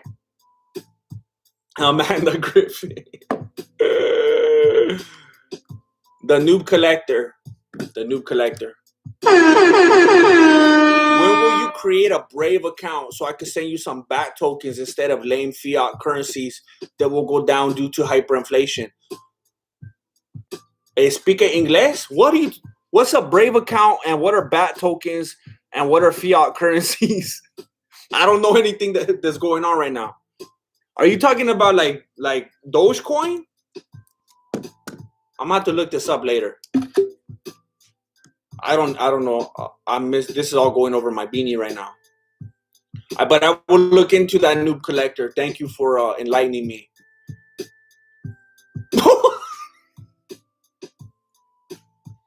No, says it said. Look it. My computer has been spazzing on me lately. So when I'm on a video, if I leave the video, I'm not even on that page anymore. It's like YouTube is like, we're gonna play this ad. If I click on, does this happen to anybody else? I'll click on a video, the ad starts for whatever reason. I'm like, all right, this isn't the video I wanted, or oh, this ad's gonna be like if I'm watching like I don't know if I want to name everybody. If I'm watching Sensei Seth, if I'm watching We Out Here MMA, if I'm watching Ramsey Dewey, like if I'm watching certain channels, I'll be like, all right, and I'll just let it play. But if I'm watching like some big channel, then I'm like, all right, dude, I could skip this one. And I have stuff to do, I'll skip it or I'll leave. And the ad will keep playing, even though I'm not even on that page anymore. I'm like, what the heck? I don't know if that's just my computer or if that's a YouTube thing. And then I'll keep hearing it play in the background, and then I have to like go back and refresh for it to stop. Well, right now, since they said that, I have to admit, I wasn't thinking about it. I was trying to get out of there and find your merch thing because I was like all paranoid. I don't want it to take forever. And I exposed myself. I did leave your ad, I have to admit. So I will watch. You know how when you get to the second ad, it's always that really long, annoying one? Because YouTube's like, well, if they watch the first one, maybe they'll watch this 2.5-minute ad. I got you, Sensei Seth. I can't even talk anymore. I'll let the ads play later.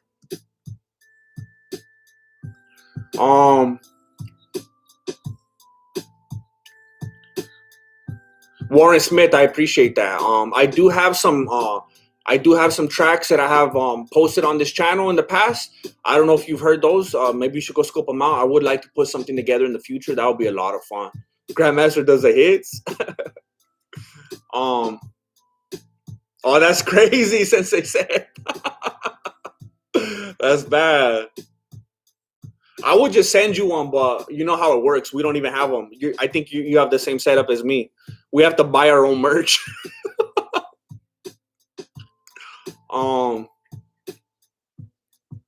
Yeah, like I didn't want to be annoying and I don't want to give you work or anything, but that I like that style. I don't know. I get everything black and white.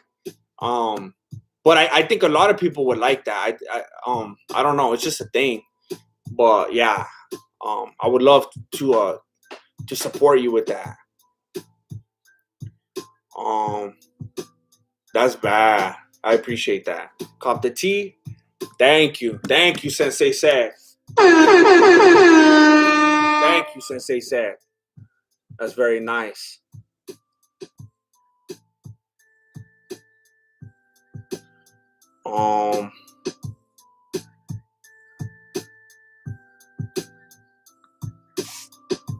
Yes, I'm only gonna say it here because a lot of people have asked in the past, and I don't want to make a big deal about it. I am Joji.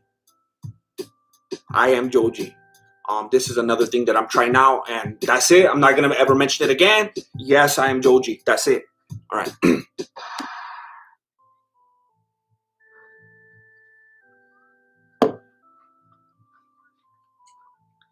All right. So right now we're watching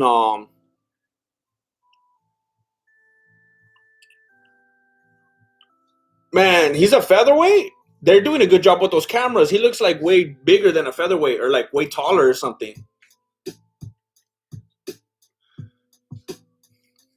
That's funny. They get the featherweight ref in there for the featherweight match. So we got Allen. Can you please show the other fighter? I forgot his name.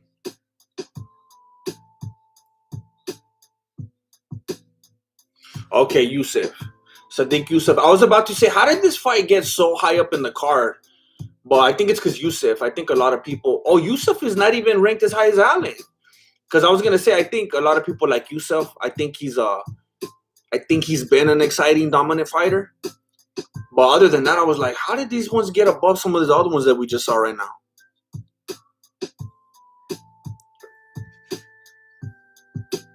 I keep filling it up. I'm working with both things right here. Look at, you can see it. Look at it. Oh, that's nasty to do with coffee. Oh. Hey, Rev the Don, I couldn't help it. I saw that. I made the connection. It was just like right in front of my face. Yeah, Calspeth. We did that earlier. We did that. We gave the homie DMX a moment of silence. Yeah. I saw you Nicole and Amanda talking about the overalls earlier too, and I remember back in the day, Marilena was tripping. I was going through some storage the other day, and I remember back in the day I used to rock the corduroys. Hey, those are comfortable. I used to like rock nothing but the corduroys for a while, and I wanted to start doing it again every once in a while, and Marilena was like hating. She was like clowning on me, so I was like, whatever. But I used to rock the corduroys day and night. Those are comfortable. Remember those? I don't understand why those would go out. Like they feel good. They look good. All right, so we're getting Allen almost got choked out right now. Now he's freaking out a little bit. He's throwing those hands, but Yusuf is composed. He's not worried about it. Leg kick from Yusuf. Horse choker. Just joined the YouTube membership. Thank you so much. Thank you, horse choker. Yeah, I miss some. I'm thinking about getting some more. Like at least wear them like at home on the weekends or something. I don't know. Hit that like button. Arouse Grandmaster will hit you to ruler. Thank you, Luis. Yes, please hit the like button. If it's not too much trouble, I would appreciate it very much. Ooh. All right, so Yusuf getting Allen against the cage with 2 minutes and 19 seconds left. Oh, Yusuf got rocked. Wow, Yusuf did get rocked with that left. Now he's moving, changing those levels. All right, he looks like he's all right. He looks like he's already back in it. Allen drops himself with the kick. Lost his balance.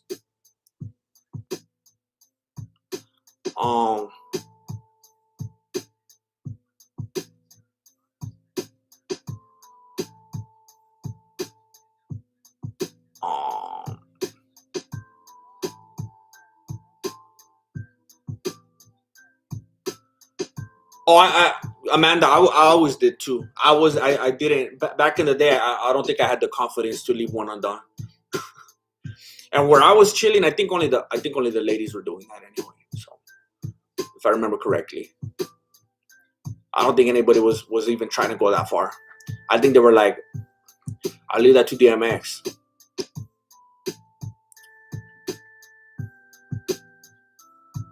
All right, so Yusuf is he has it back against the cage right now. He's smiling Allen's hair real quick.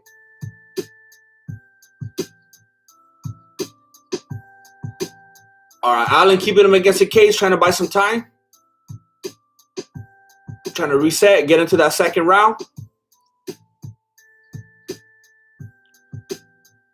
Yeah, Yusuf is explosive. He's powerful. Maybe Allen is trying to get into the later rounds, trying to put that cardio to work. Looks like someone who probably runs a lot.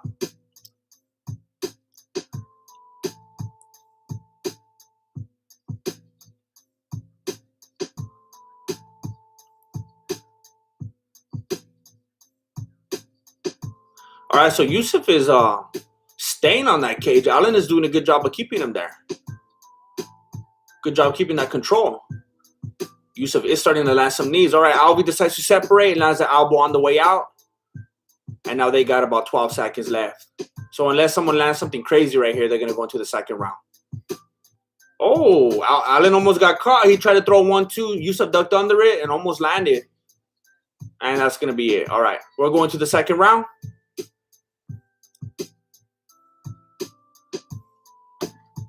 I did not see Mighty Mouse get knocked out, but I did see some photos and stuff. Yeah, it's weird. I don't know what to make of that whole ONE FC thing. Because, like,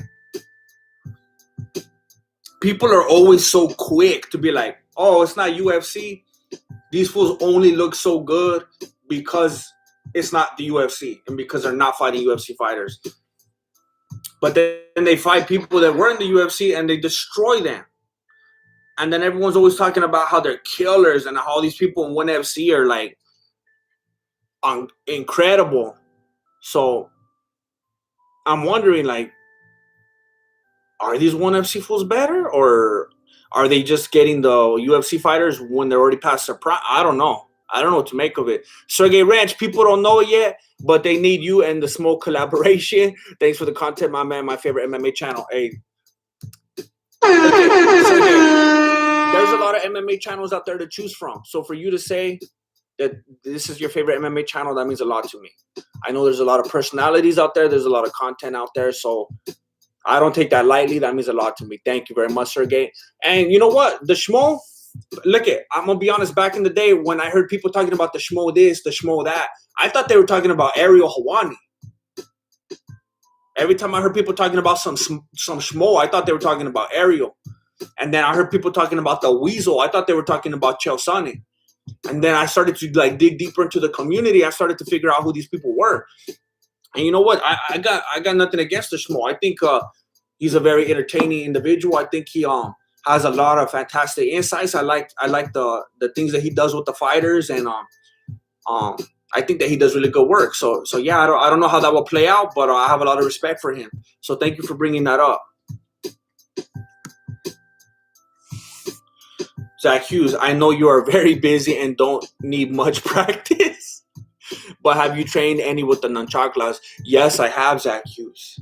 Yes, I have.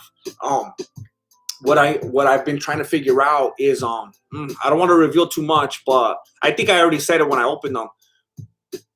I'm trying to figure out, like, it's not a matter of trying to figure them out themselves and working with them. It's a matter of incorporating them without destroying them, because they mean so much to me, and I'm like so gentle with them that I'm trying to play out in my mind using them in the way that I'm visualizing, but like child-proofing the area so that I don't destroy them.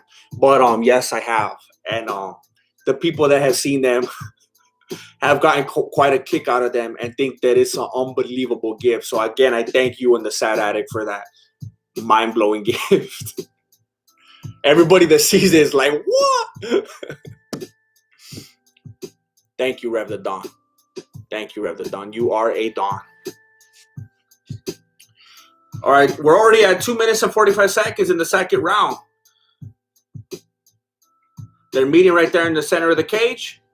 Allen attempted head kick, lost his balance again. Now Yusuf slipped. Everybody's slipping. Are they at the apex? Everyone's always slipping on this apex canvas. How has nobody fixed this by now? This is like an ongoing thing. If they're not at the apex, then I don't know what to tell you. Maybe they're moving the same canvas from place to place. I don't know. But they're always slipping on the canvas lately.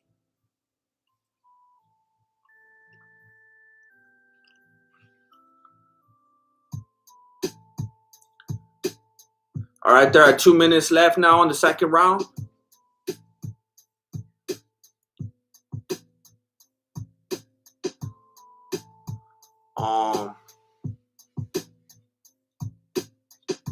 I said Alvi and now I can't. Yeah, I don't know what. Allen is just too close. I don't know. It's like one letter off maybe. I don't know.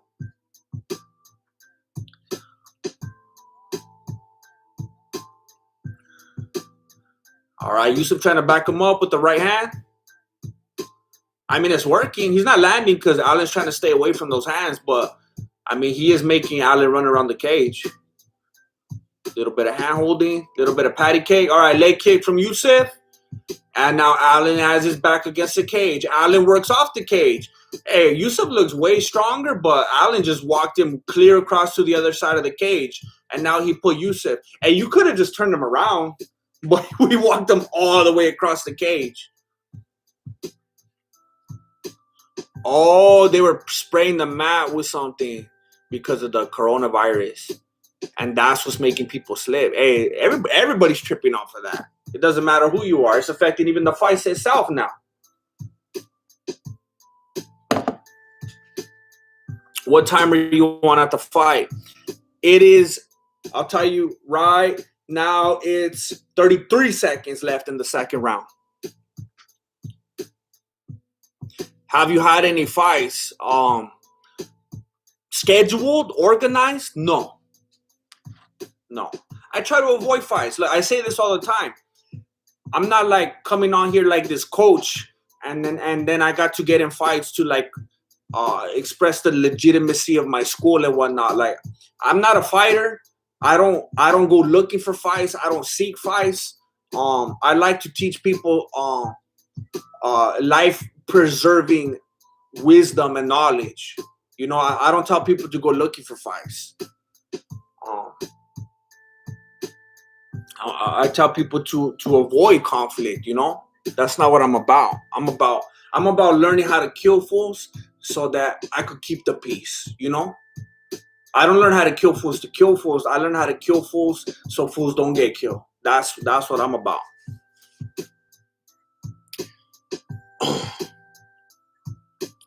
The hardest thing about training boxing for me is hitting somebody.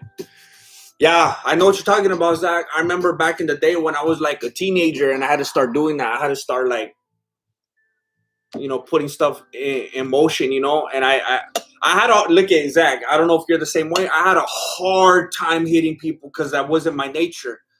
I was loved too much as a child, you know. It wasn't my nature to hit people until some fool gave me a black eye and almost broke my nose, and then I went, oh, okay, and then it changed.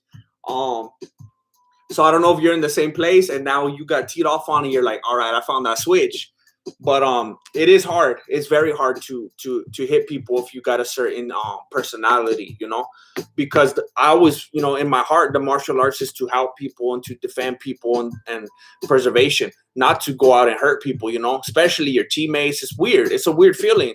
And I know there's a lot of people and they're like, no, I'm a dog. I'll hurt anybody. All right, well, then you got problems, fool. I think a well-balanced individual would have a little bit of trouble hitting somebody.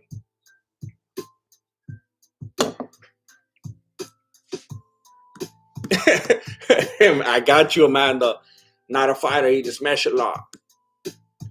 Don't want to be a fighter no more. I'm not a fighter, I smash a lot.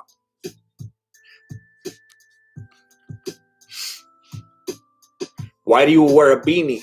Because I don't want all that wisdom to spill out, you know? I got too much knowledge right here. I'm trying to contain it. I'm thinking about you guys. When you see this, I do this in remembrance of you. I want you to see this right here and remember that, like, I'm trying to keep it all intact for you so I can give you a little bit at a time, you know? A little bit at a time. I'm trying to retain this for you. Who is your least favorite fighter, Adesanya?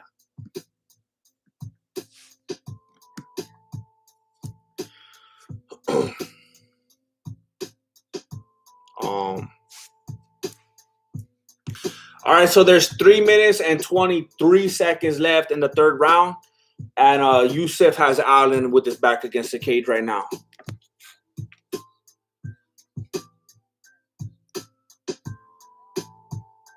Hey, Medine, you have to unplug the toaster first, and then it'll work.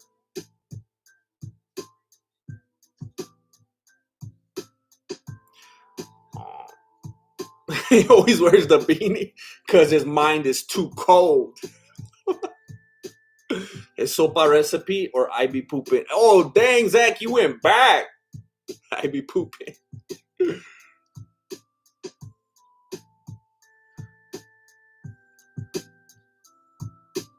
All right, so Yusuf backing up Allen with those uppercuts.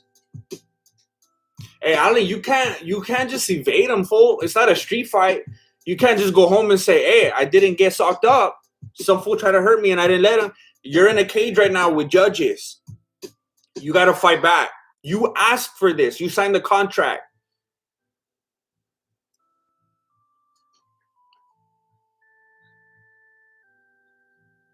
Yeah, I'm always a little bit, Amanda, I'm always a little bit perplexed when people bring that up. I'm like, oh, you just got here? It's your first day?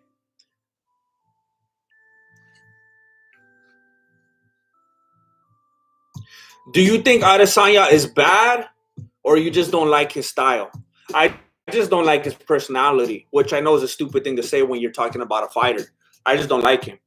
Um, and when it comes to his style, that's a confusing thing to touch on because he has the ability to be a unbelievable, fantastic fighter, but he point fights and he runs. Now let me say this as well. I don't like Mayweather. I think he's annoying, but and I feel like I wouldn't have said this in the past, but I came to a conclusion. I had a revelation. I don't, look. Let me say this as clearly as I can. I don't like Mayweather. I'm not a Mayweather fan, but I'm not one of those people who want to deny that he's the greatest fighter of all time just because he didn't go toe to toe Mexican style. So he was smart and he didn't get hit and became like the richest boxer ever with the undefeated record. Oh, he didn't do it right.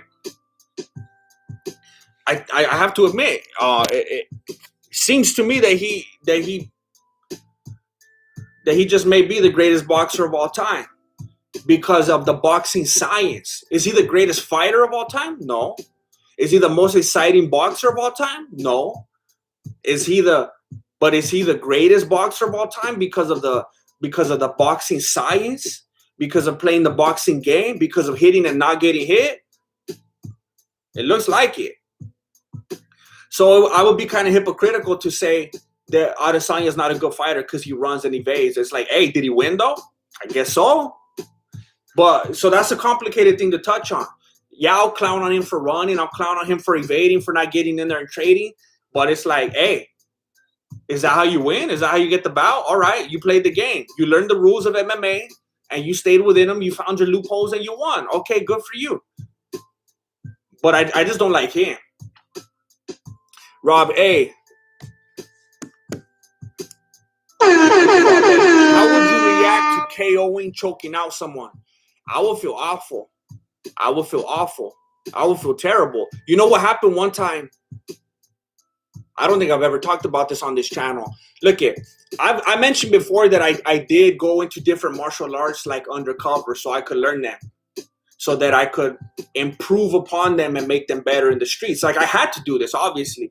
Mexican Muay Thai, Mexican Judo, Mexican Brazilian Jiu-Jitsu, Mexican American Campo, Mexican boxing. All these things. Back in the day, I infiltrated these ranks. I used to go to these schools, to these gyms, to these dojos, and I learned these martial arts so that I could make them actually be effective in real life situations, not just in dojos with compliant partners. So I went and I studied these things. I remember this one time I was in judo. We were doing randori, and this one fool was acting up. I was trying to keep my cool. This fool happened to be a judo student, and his son was a student. He was there with his son. And I didn't even choke him out. He didn't go to sleep, but I tapped him out in front of his son. And there was another little boy right there clowning on him. He was like, oh, that fool just choked out your dad. And I was like, oh, like it felt bad. It felt bad. I was imagining that car ride home and I felt bad. So Rob, to answer your question, it's an awful feeling. I don't like it. I don't like it. It doesn't feel good. I remember that when that fool made me flip the switch and he almost broke my nose, that he did give me a black eye.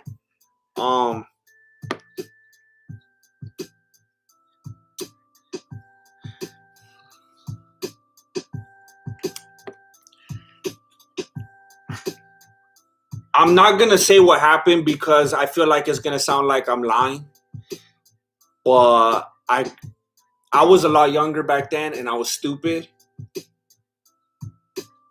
Before the sparring night was over, I got my revenge.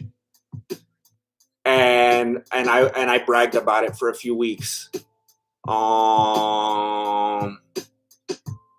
And I did not feel bad about it because of what he did to me. And that was stupid. He couldn't go to work for like a month. But I'm not gonna say the details. But that was stupid of me. That was stupid. I lost it, and it was like a hard sparring moment that shouldn't happen. And that's something that I do not condone. But I was a teenager at the time. I was stupid. I was angry. I was embarrassed. I had people over there watching, and I felt like I had to redeem myself. And that was the only time ever. I felt good. I celebrated. I mean, I would have looked like Adesanya in that moment. And I didn't shut up about it for a while. But I was an idiot. And I learned from my ways. And it was a really stupid, irresponsible, immature thing. But today, I wouldn't like it. I wouldn't like the thought feels gross to me. Like some people will feed off of that and they'll feel good about it. They'll be like, yeah, I knocked out that fool. You just got knocked out. I don't even understand that mentality today, to be honest with you. That kind of thing feels ugly to me. I don't like. To me, it's always like, let's hope nothing gets to that point. Let's hope we can figure things out before we get there. That's last. That's like backed into a corner last. I can't even think of the word right now. Last straw kind of stuff that you hope you never have to get to. But yeah, I don't understand people that celebrate that as an adult.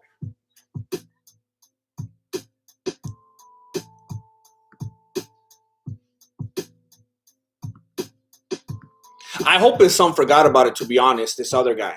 I hope his son forgot about it. I hated that. But that fool was getting low with me. Because you know what happened? He had been going to that gym and he left. Then I started going there. I had no idea who he was. He came back and he was like, who's this fool? And he was trying to show me up. What am I supposed to do? Just lay there and let him choke me out? So I was like, hey, fool, relax. And he was just trying to like bulldoze me. And I just, whatever. Anthony Martin.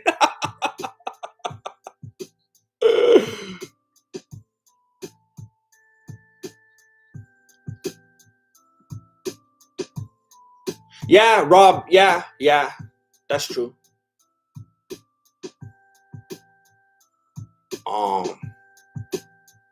Turn heel.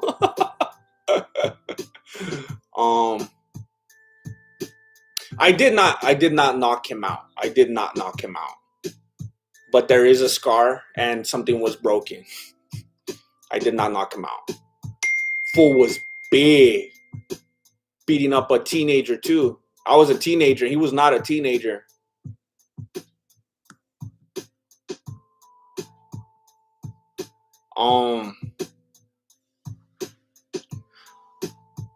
Yeah, I had to admit it. I was in an environment where a lot of hard sparring was allowed, and when I look back now, it's like McDojo Life might have stormed our dojo back then.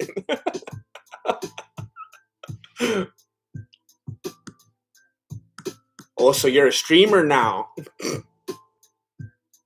Will you fight the schmo for subscribers? Nah, see, I don't get down like that. I don't take fights. That's not my style. I don't condone that type of I teach my students only fight if you're backed into a corner, you know, you have to. I don't encourage confrontation and aggression like that, you know.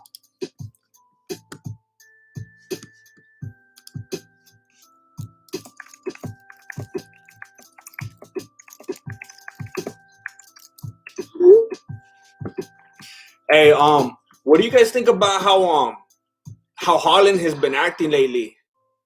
How do you think about how Holland has been acting lately? Because you guys know how I've been talking about him. I've been saying for the longest time that I want to root for him, that I like his style, that I want to be a fan, but he doesn't shut up. You know, his whole big mouth thing. Have you seen his most recent interviews where he's been more chill and laid back? And he was like, hey. And he was like,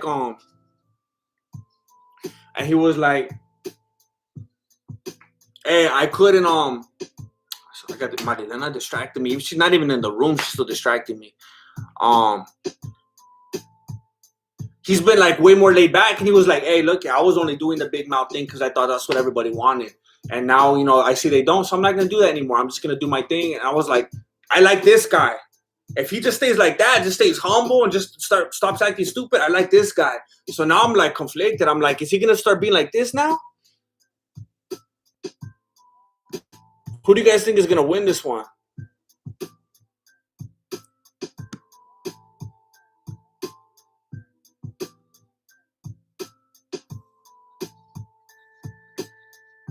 Dana threw him in the Shark Tank. Hey, let me know. Let me know right now who your pick is. To be honest, I already forgot what I said. On Below the Beanie, I think I made a pick. I think I said in the Below the Beanie that Holland was going to win.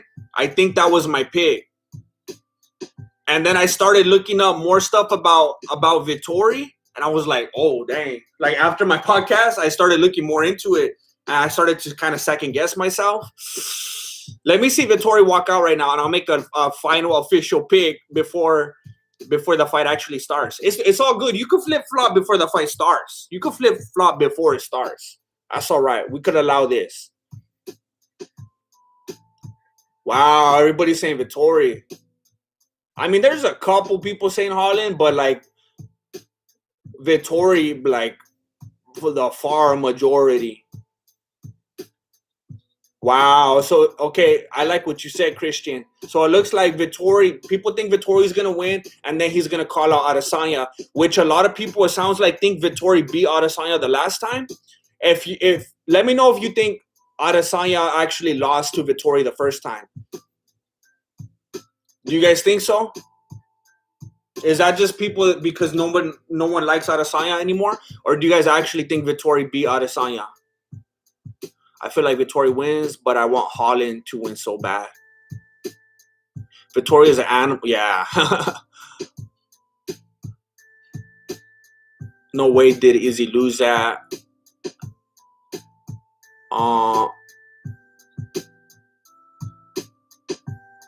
I didn't see it. Izzy only lost the third round. Izzy beat him. Izzy had it. Okay, so it looks like everyone said Adesanya won. All right. I didn't even see that fight. So I think only the people that really don't like Adesanya are saying Vettori won. I'll just go with you guys then. But it sounds like everybody thinks Adesanya won. I'm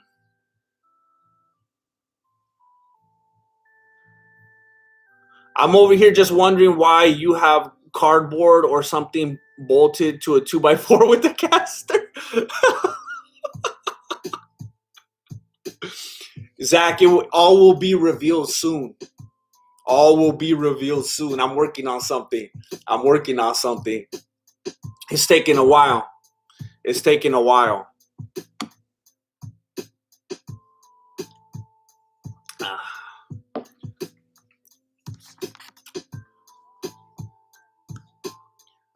what's it called? I forgot what that kind of board is called. Some weird name. I can't remember. So everybody's got Vettori. That's the majority. The far majority has Vettori winning.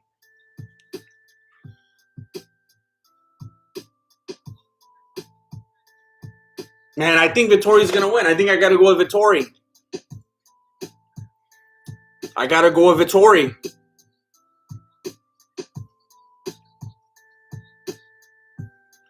I think he's just like I don't ever want to be one of those guys that like, oh, he looks like he's in better shape. He's like super strong. That fool looks like a weenie. All right, he's going to beat him. I don't want to do that. That's dumb. I mean, look at Adesanya and Costa. Like, obviously it doesn't matter.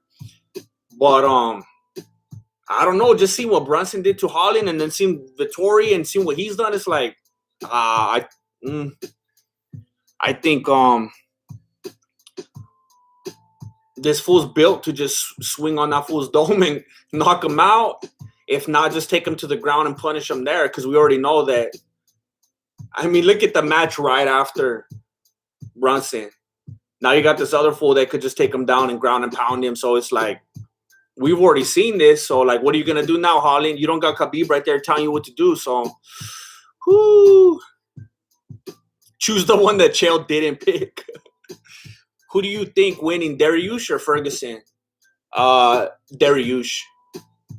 I know a lot of people think that I just hate Ferguson because of whatever and that I just hate on him, but I'm telling you, like, I think people just like Ferguson because of his crazy personality and his wars. People like to see wars, but when you really look at his fights, it's like he almost died in like every fight. He took too many beatings, and I think people like to see blood, you know. So they're like, "Oh, he's a legend." But you watch all his fights, it's like, "Oh, he almost lost that one. He almost lost that one. He almost lost that one," and you just can't get away with that after a certain point. I really know how to trigger you. Says John Jones beats Silva, Khabib, GSP, Tyson Fury, Triple G, Jan, and everyone else on roster all at the same night in criminal activities, of course. I did not expect that. You I thought I saw where you were going. And then you completely threw me off. That was a good one. Thank you for the donation.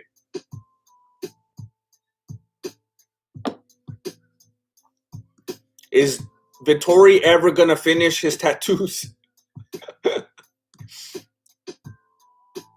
Name your top 3 most cringe UFC fighters. Adesanya, Tony Ferguson,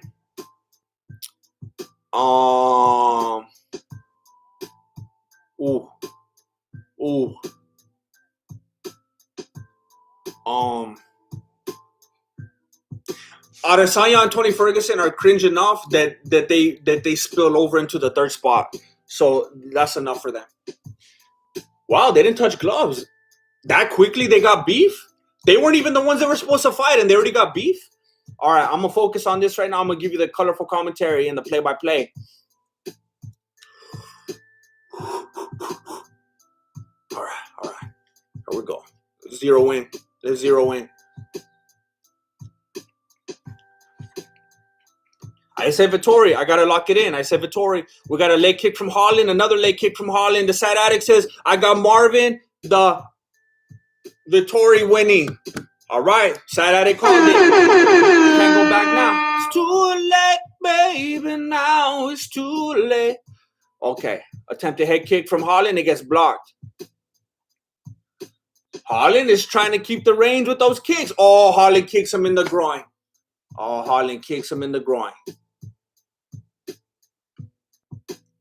Holland.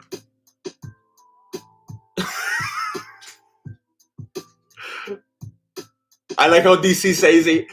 Vettori's being like super dramatic, and the commentators are like, all right. And DC's like, that is a Vettori response to getting kicked in the groin. All right, here's the replay. Did it happen? Ooh, he mashed him. Ooh, he refried him right there. Ooh.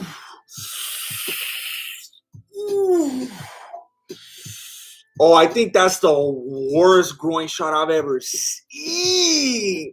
He refried those right now. Ooh. Oh, did you see that? Ooh. Oh. Ooh. Herb Dean told him, like, hey, there was not much contribution to that foul. I think that was his way of saying, like, that seemed pretty blatant. It didn't seem like there was anywhere else you were going with that. That was ugly. Ooh. All right, Vettori's backing him up. He's not even touching him, and Holland's already backing up. He doesn't want to go toe-to-toe. Ooh. I can't get over that groin shot. Oh, my goodness. They're clinched up. Vettori has him against the cage. You know he's going to trip him. He's going to get him down. What else are you going to do after seeing that last fight, Vettori? You could end it early if you just trip him. Why go toe-to-toe and have him playing all these range games? If you take him down, that's going to be it. So Holland's trying to slap those ears of Sad Addict right in the meatballs. Welcome to ABC. I didn't even think about that. It had to play out like that on ABC. I can see all the little kids at home. Ooh! All right. Vettori lands a couple as he closes the distance and clinches up. He's trying to get Holland against the cage. But what are you going to do with it? He's got that leg right there. Just put it behind him.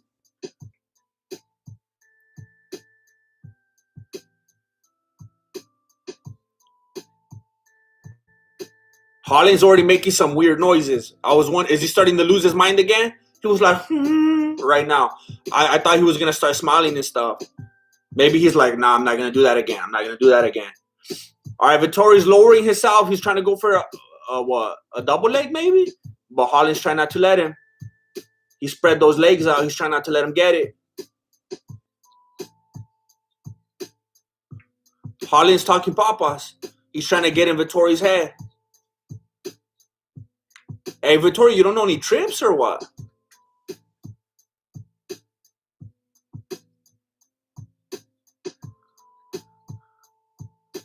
.223 left in the first round. All right, leg kick from Holland. Attempted head kick from Holland. Vettori got his hand up fast enough. Okay, attempted overhands from Vettori. Holland's moving out of the way. Holland with that head movement. Holland trying to clinch up. But Holland, why are you clinching up? If that's like his only... Like, if you clinch up, then he could take you down. If he figures it out after a little bit, he's going to take you down. If you keep the distance, then you could, like, play your game there a little bit, Holland. Why are you trying to clinch up? Clinching up doesn't favor you, Holland.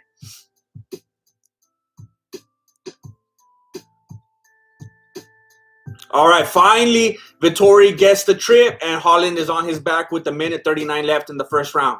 Finally, Vettori is like, oh, I got legs too, and he tripped him. So Holland is on his back. Ooh, you better be careful with those up kicks. He got those long legs. So Vettori was up for a while, and then Holland was like throwing those legs out there. Vettori closed the distance, and now he's in that guard right up on him with a minute 20 left in the first round.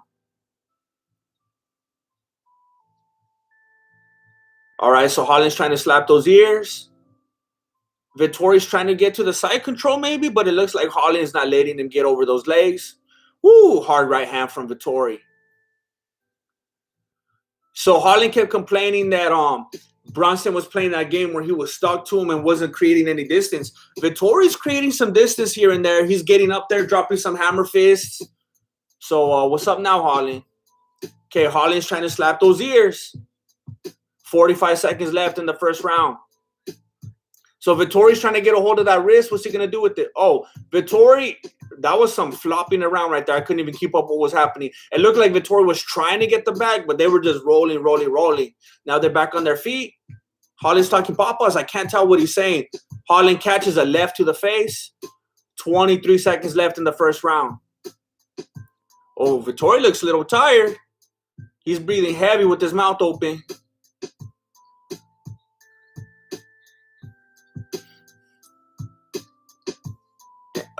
Looks like it's going to be it. We only got 6 seconds left.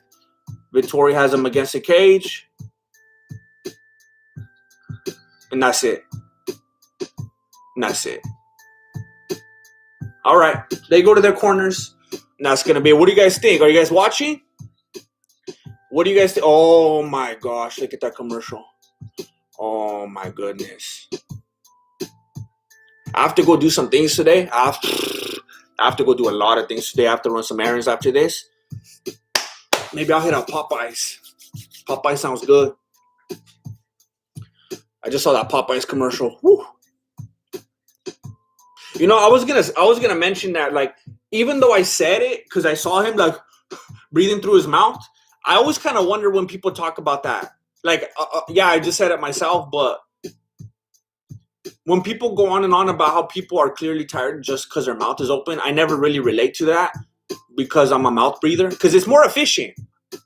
Breathing through your mouth is just more efficient, you know? Your mouth hole is so much bigger than your nose holes. It's like, why wouldn't you breathe through your mouth? And to be honest, I think I got like a deviated septum or something because I always feel like I always have to go like that because, like, I feel like I don't have a good airway through this side. I always feel like my right ear is clogged. So I don't breathe good through my nose. So, like, if you just, like, see me, I'm always like this. I'm always breathing through my mouth. I'm a mouth breather. I'm admitted. All right, here we go. But it just seems more efficient. Like, even if I didn't have anything clogged, it just seems like it. Change my mind. All right, 4:35 left in the second round.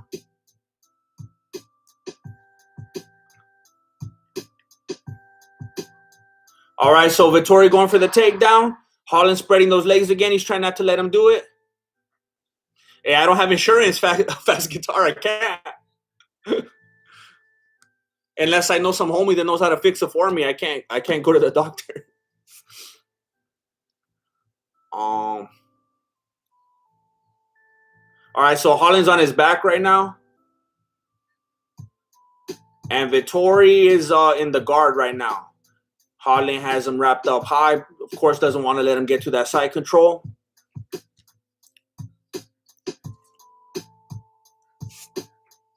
Yeah, my jaw does slack. My jaw slacks already because I got one of those things where my tongue, it doesn't rest at the top of my mouth. Have you ever heard about that? Like, they want the dentist last time, they wanted to cut the bottom of my tongue because it's stuck to the bottom of my mouth. Have you? I don't know if I probably sound crazy right now, but if you guys ever dealt with this, you know what I'm talking about. My tongue doesn't rest at the top. So, and I was like, you want to cut my what? You want to cut my tongue, Chale? I was like, I'll just keep breathing through my mouth. I've been doing it all these years. I'll keep going. All right, so Vettori's on top right now. It looks like he's gonna stay on top, and I like what Ejui said right now. Forgive me if I got that wrong. It looks like it's gonna be a repeat of Brunson.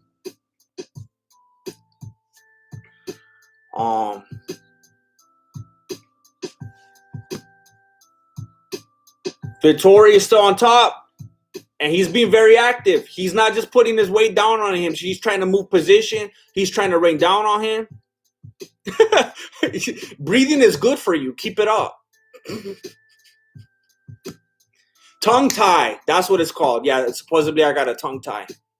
Something like that. Oh, well.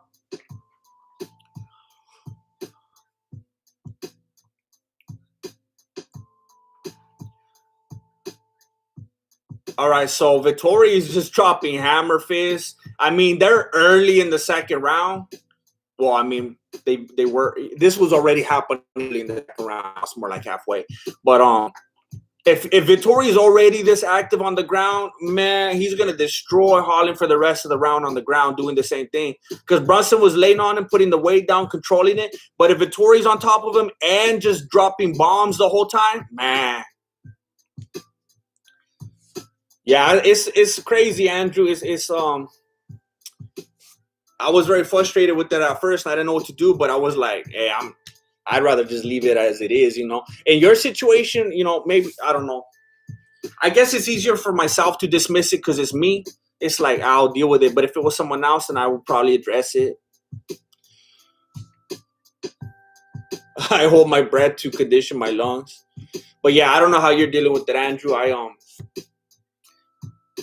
I'm trying not to get too personal, but yeah, I've had people in my life as well that have dealt with the same thing, and we took care of it. But for myself, I'm like, yeah, I'll just live with it. So, about a minute left in the second round, and Holland doesn't seem like he's gonna be going anywhere. Okay, I got your tongue. My tongue got my tongue.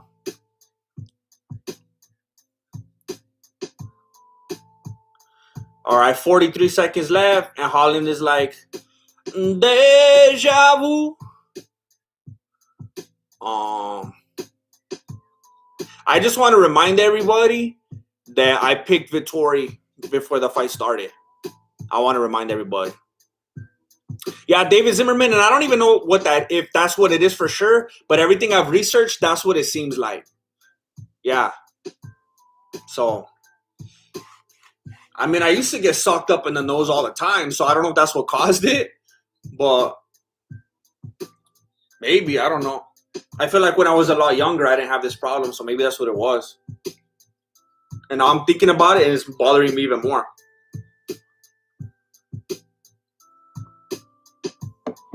Holland's left eye is all messed up.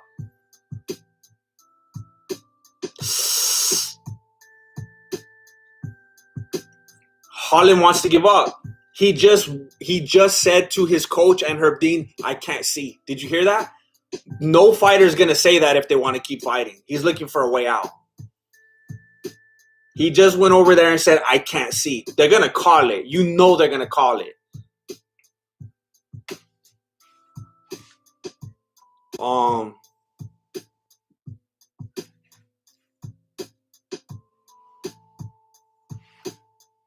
Well, then why aren't you over there, Tony?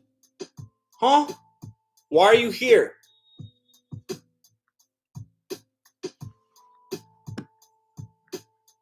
You're slumming. Tony's over here slumming with the Grandmaster.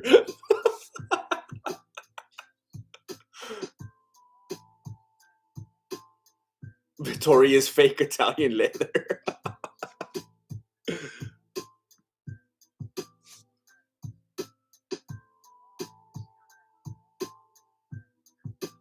Look at, he's trying to play dumb now. Are you guys witnessing that? The doctor was asking Holland right now, can you see? And Holland was like, huh? He said, can you see? What? Can you see? He's like, yeah, I can see. He's acting like he can't see and can't hear now. That was dumb. Why is he acting like that? They're going to stop it for sure if you can't see and you can't hear. And you just told Herb Dean and the coach, you can't see. So why are you... everybody heard it.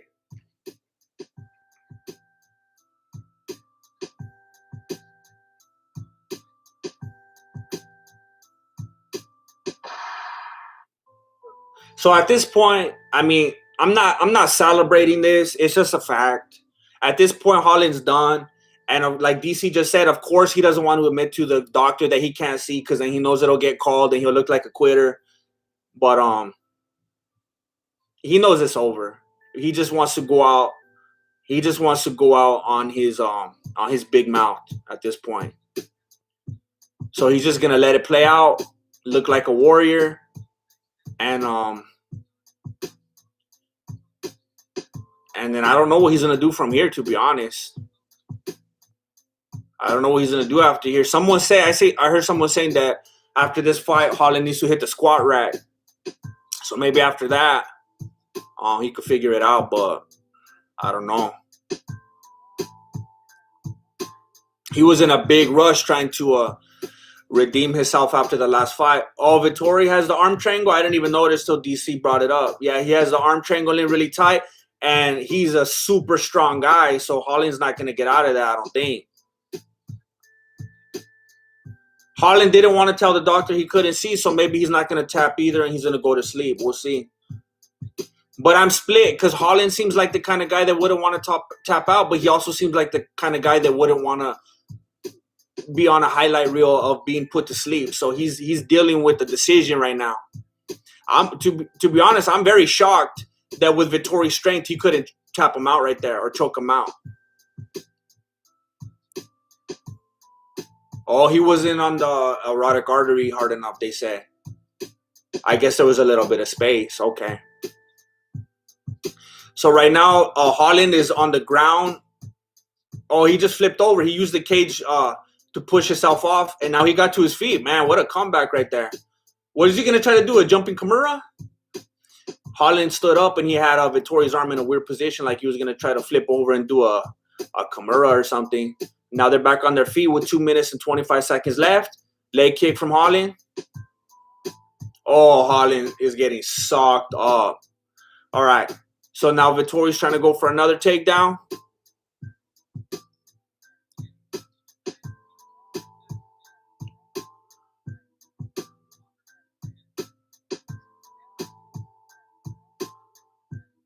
So Vettori has the back now.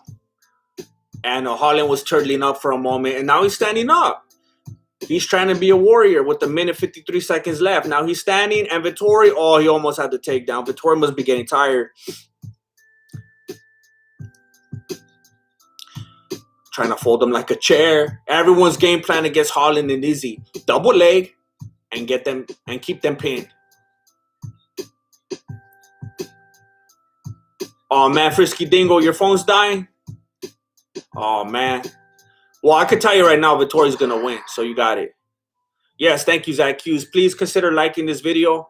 If you are willing to, it would help out my channel greatly. It'll make YouTube think that I do a good job. and I'll get more views. Thank you. A minute 11 left in the third round. Oh man, Holland is just like, he just got out of the way of that shot right now, but it was like, man, he's just like, he's having to put in a lot of effort just to even move his body around at this point. You could tell he's got no energy left. Wow, look at the way he's flopping around. He looks like one of those things at the car dealership. That's how Holland looks right now, like when he's moving around. 42 seconds left. Vettori's got Holland against the cage. Is Holland talking to his own corner or to Vettori's corner? He's talking to somebody. I think that's Vettori's corner.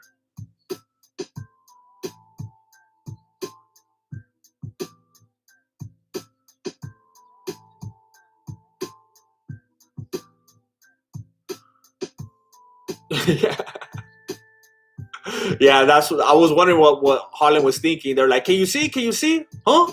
What do you mean? Like, what do you think it means, fool? Woo. All right, Holland's trying to land with the last few seconds, but it's not enough. It's not enough.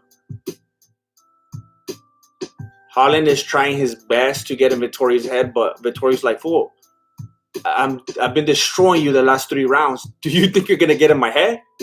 The Mike Penguin podcast, you know, Dana, some were smiling right now. Yeah, I mean, it's funny. Like, they thought they were making a star out of Holland.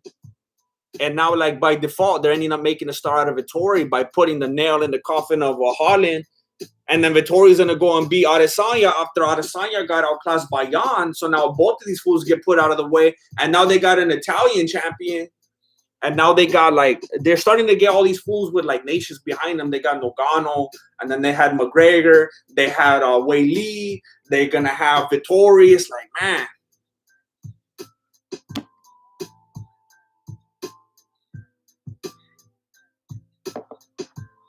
Going into the 4th round, right?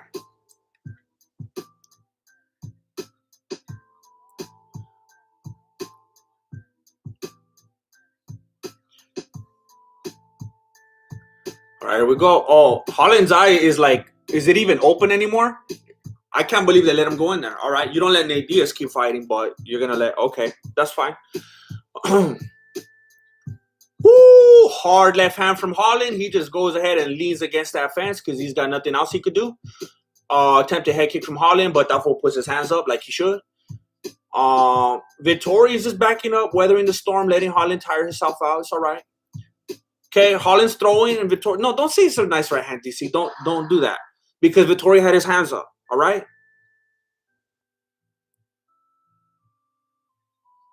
All right, so Holland tries to throw 1-2. Vettori ducks under, and now he's going for the takedown. Holland's trying to go into the splits. Now let him. There you go, Vettori. You can trip. That will work. There you go. That almost looked like Holland voluntarily went down. That was weird. But Holland is now on his back. Either way.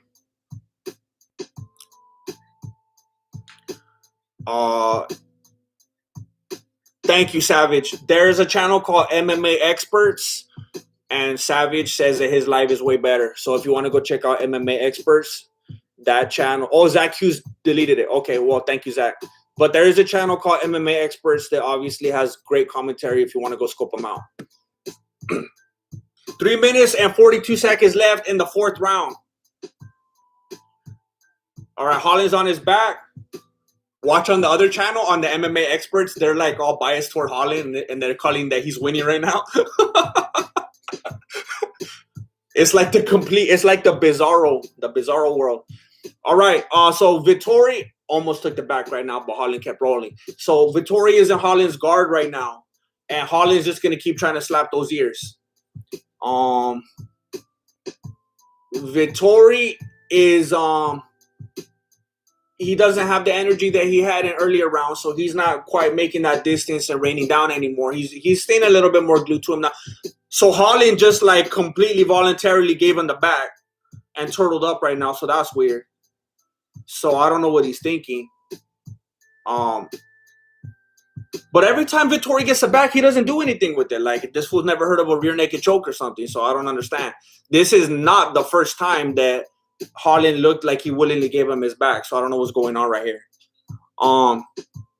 So he turned it back around. Holland is on his back right now. Vettori is on top with 2 minutes and 28 seconds left to go.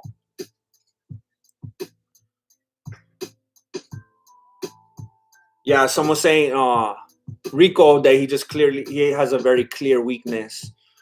Same thing with Adesanya. I think you get certain fighters. Well, I guess everybody has their weakness, right? Adesanya and Holland is takedowns. Conor McGregor is women. John Jones is Twitter. 1:53 seconds left in the 4th round. Vettori is just landing that left, just little jabs or slaps, those open hand slaps. He's giving him those boss root-ins. He's giving Holland those boss root-ins. Holland just glued to the canvas. Holland's like, all of a sudden the canvas ain't slippery.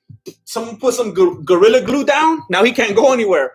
The other fights, everyone was slipping all over the place. Now Holland's glued. The ear slapping, it just kind of takes off your equilibrium a little bit. It's like getting slapped real hard in the face. How sometimes it could feel even worse than getting socked because it's more of like a shock. It kind of throws you off for a moment. And then you just keep doing it repeatedly. It's like, 1:05 seconds left in the 4th round.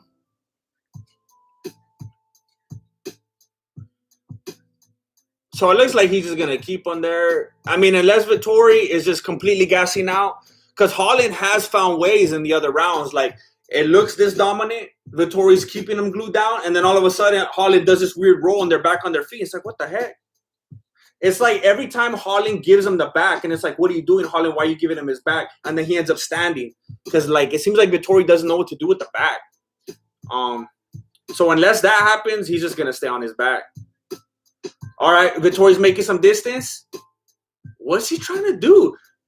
It's like Vettori's posturing up just to get back down. You were already there in the first place, fool. If you're not going to do something with it, don't even posture up then. I don't know. 10 seconds left in the 4th round. Looks like we're going to go into the 5th. Yup. That's it. All right, no more papas from Holland. I thought he was going to get up and start talking trash to him, but no. You could tell, man, Holland's breaking down. You could tell he's real. Holland just dropped like a mad F-bomb right now. He forgot he was on ABC. Oh, did he? I was trying to make out what he said. I think after he said sorry, ABC or something. I heard him say ABC after that. But yeah, it's kind of sad to look at. It's kind of sad to look at. Like I said, I'm not celebrating this. You're seeing the man broken right now. He's having that mental collapse again, and he's not acting silly this time, and he's not acting crazy and delirious and stuff. But you can see he's sad and he's frustrated with himself.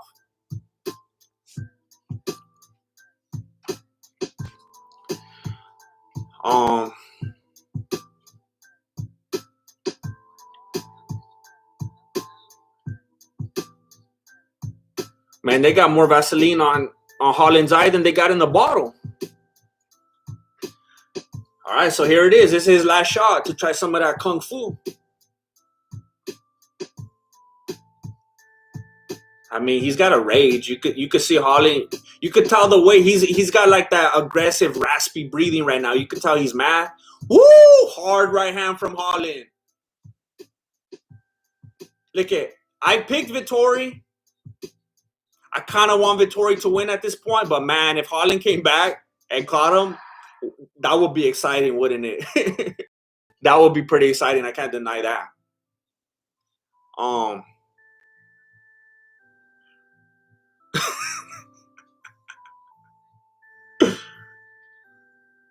Holland's saying something to him now.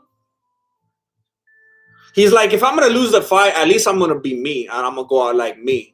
And I'm going to be talking trash, and I'm going to stay true to brand. But I don't know, man. You got coaches to think about. You got your future to think about. Maybe you should just try, like, I don't even know. What a kung fu guy do right here? Put that crane on him or something. I don't know. So, I mean, Vettori is just putting that weight on him right now. And Holland, you could just hear him mumbling. I can't really tell what he's saying. But Holland's just on his back right now. He's trying to get his arm to push off on Vettori's head right now so he can turn the back again. He wants to give him the back and stand up again like he's done a couple times. Didn't work. Trying to push off the fence. Not working. I don't know if Vettori's got that 5th round strength right now. He's like, hey, I already know what's done. I can see the end. He's getting excited because Vettori was looking real tired the 3rd and 4th round. Now he's looking like he's got a little more energy again. I think he's excited he's going to be able to get this win. So they got back to their feet. Holland was against the cage, giving him some shots to the ribs, and Vettori said, "Ciao," put him back on the canvas again. So there's 2 minutes and 51 seconds right now, and Holland has his back on the canvas. Vettori's putting his weight down. Not a whole lot of distance right now.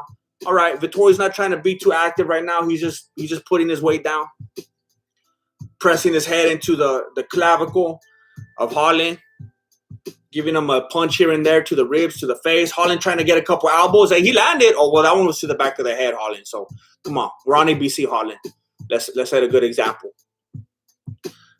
2 minutes and 22 seconds left in the 5th round. Vettori just got over one of the legs. He needs to set his right leg free so he could get that side control. But maybe Holland has just enough strength not to let him do that.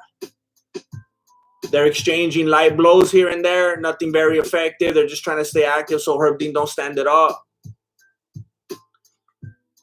I guess it's up to Vettori to keep it active because Holland probably wants it to get stood up. 1 minute, 55 seconds left in the 3rd round right now. And unless something unbelievably crazy happens, it's clearly going to go to Vettori. Oh, yeah, I didn't even realize he got the leg free. So Vettori got the mount right now. He's not even trying to get to that side control. He just wants to keep the weight down with 1 minute, 33 seconds left. That's good enough for him. Even if Herb Dean stands it up, he's like, hey, fool, we've been stood up. What are you going to do? So Vettori's confident no matter what. I guess Holland's corner is yelling to Herb Dean to stand them up. Oh, wow. How did you let that go, Vettori?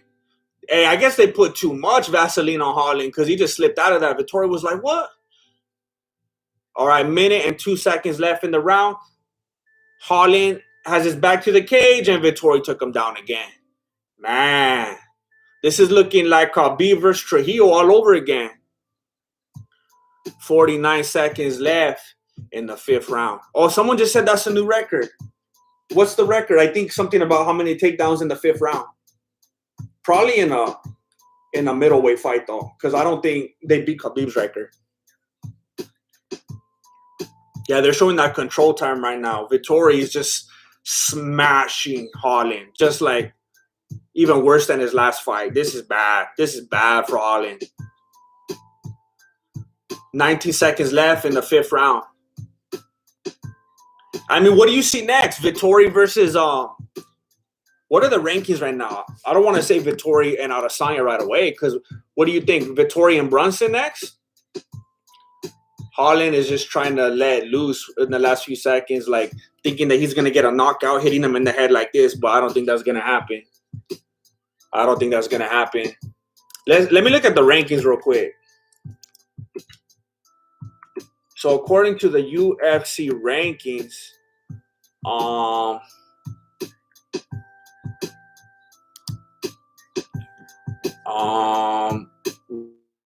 rankings.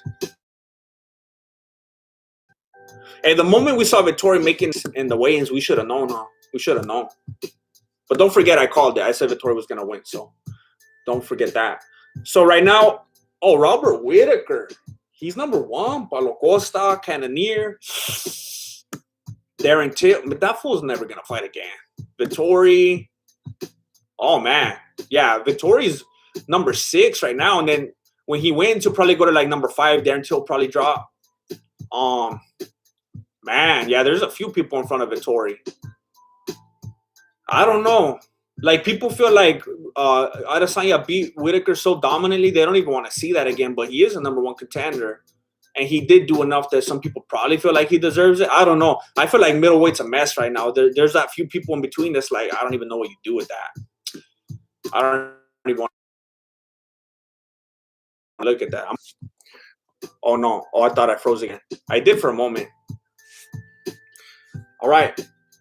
I kind of just want to see what Holland's going to do right now. Okay, so obviously Vettori got it. I know a lot of people are going to dip right now. I'm going to hang on for a few seconds because I just want to see what happens. But thank you for being here. My name is Jesse. I'm the founder and grandmaster of MMA, Mexican martial arts. Please consider subscribing to the channel. I bring you podcasts, breakdowns, stuff like that every week. So I would appreciate it very much if you would like the video and subscribe. Also, a lot of people have been asking the podcast I've been doing. It is on Spotify. So if you go to Below the Beanie on Spotify, you can hear it on there. Oh, they're going to make us go to commercial break first? All right. Let me do this real quick. Let me see if it'll let me do this. Because I feel like I dropped the ball because a lot of people have been asking me about the podcast on Spotify. And I feel like I really dropped the ball by not giving you the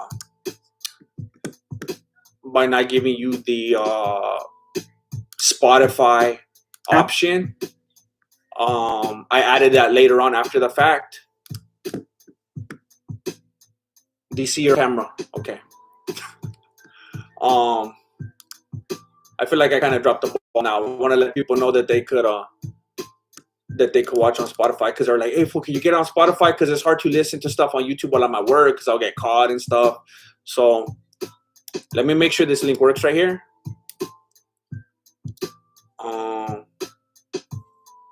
Okay, it works.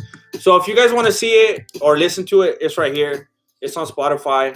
That way you can listen in the background on your phone because I know YouTube doesn't let you do that unless you have premium. Alexis Gonzalez. Holland retires. You think so? Thank you, Alexis. Nicole Yazzie, thank you, JM. Thank you, Nicole. Thank you for all the dominoes that you have provided me with. And even this right here, they got that $5.99 special. So thank you, Nicole Yazzie. Thank you. Appreciate you always.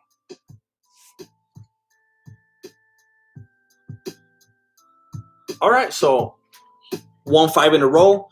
DC saying you have long called for a rematch. Do you think this is enough? He says, yes, I want Adesanya next. October, I want to fight it. I think I deserve it. The longest winning streak. Other people were supposed to show up. They didn't. Now I'm on a winning streak. Like I said, put in winning performances, dominant performances. I want this title. Alexis Gonzalez, I'm not donating 100 because the stream failed. I'm not donating 100 because the stream failed. What? What are you the last stream? Is that what you mean? Yeah, that was a bad. Yeah, that was a bad one. Oh, did you make some kind of bet or something like that by the end of? Yeah, that was dirty. The Nagano fight. Yeah, I kind of burned myself right there. And then I was trying to delete that software, and yeah, I got messed up. I couldn't find it. My computer was like hiding it from me, so I don't know what's going on. I'll figure it out. Bruce Lee says, "Thanks, GM." All right, thank you. I gotta run those errands now. Hopefully, I could get some Popeyes. I appreciate you all being here. Please scope out my last videos if you have not yet. I'll be bringing you some more this week. And don't start tripping if I release a podcast before a breakdown. I was trying real hard to do a breakdown before because I really didn't want to do 3 podcasts in a row because I felt like it was going to look like I'm being lazy. But the end of this week and this next week was a weird time. I had some things come up, so I don't know how it's going to play out. But I am working on a breakdown, so don't worry about that. Oh, dang, are you making like a new platform, Sad Addict? That's bad. Oh, Sad Addict. All right, I know it's kind of ironic because I'm having problems with it, but let me give you the arrow. All right, thank you, Sad Addict. All right, everybody, thank you for being here. I really appreciate it. It's always a pleasure when anybody shows up. I appreciate all of you. Thank you for watching Mexican Martial Arts. Appreciate it. Good looking out. Late.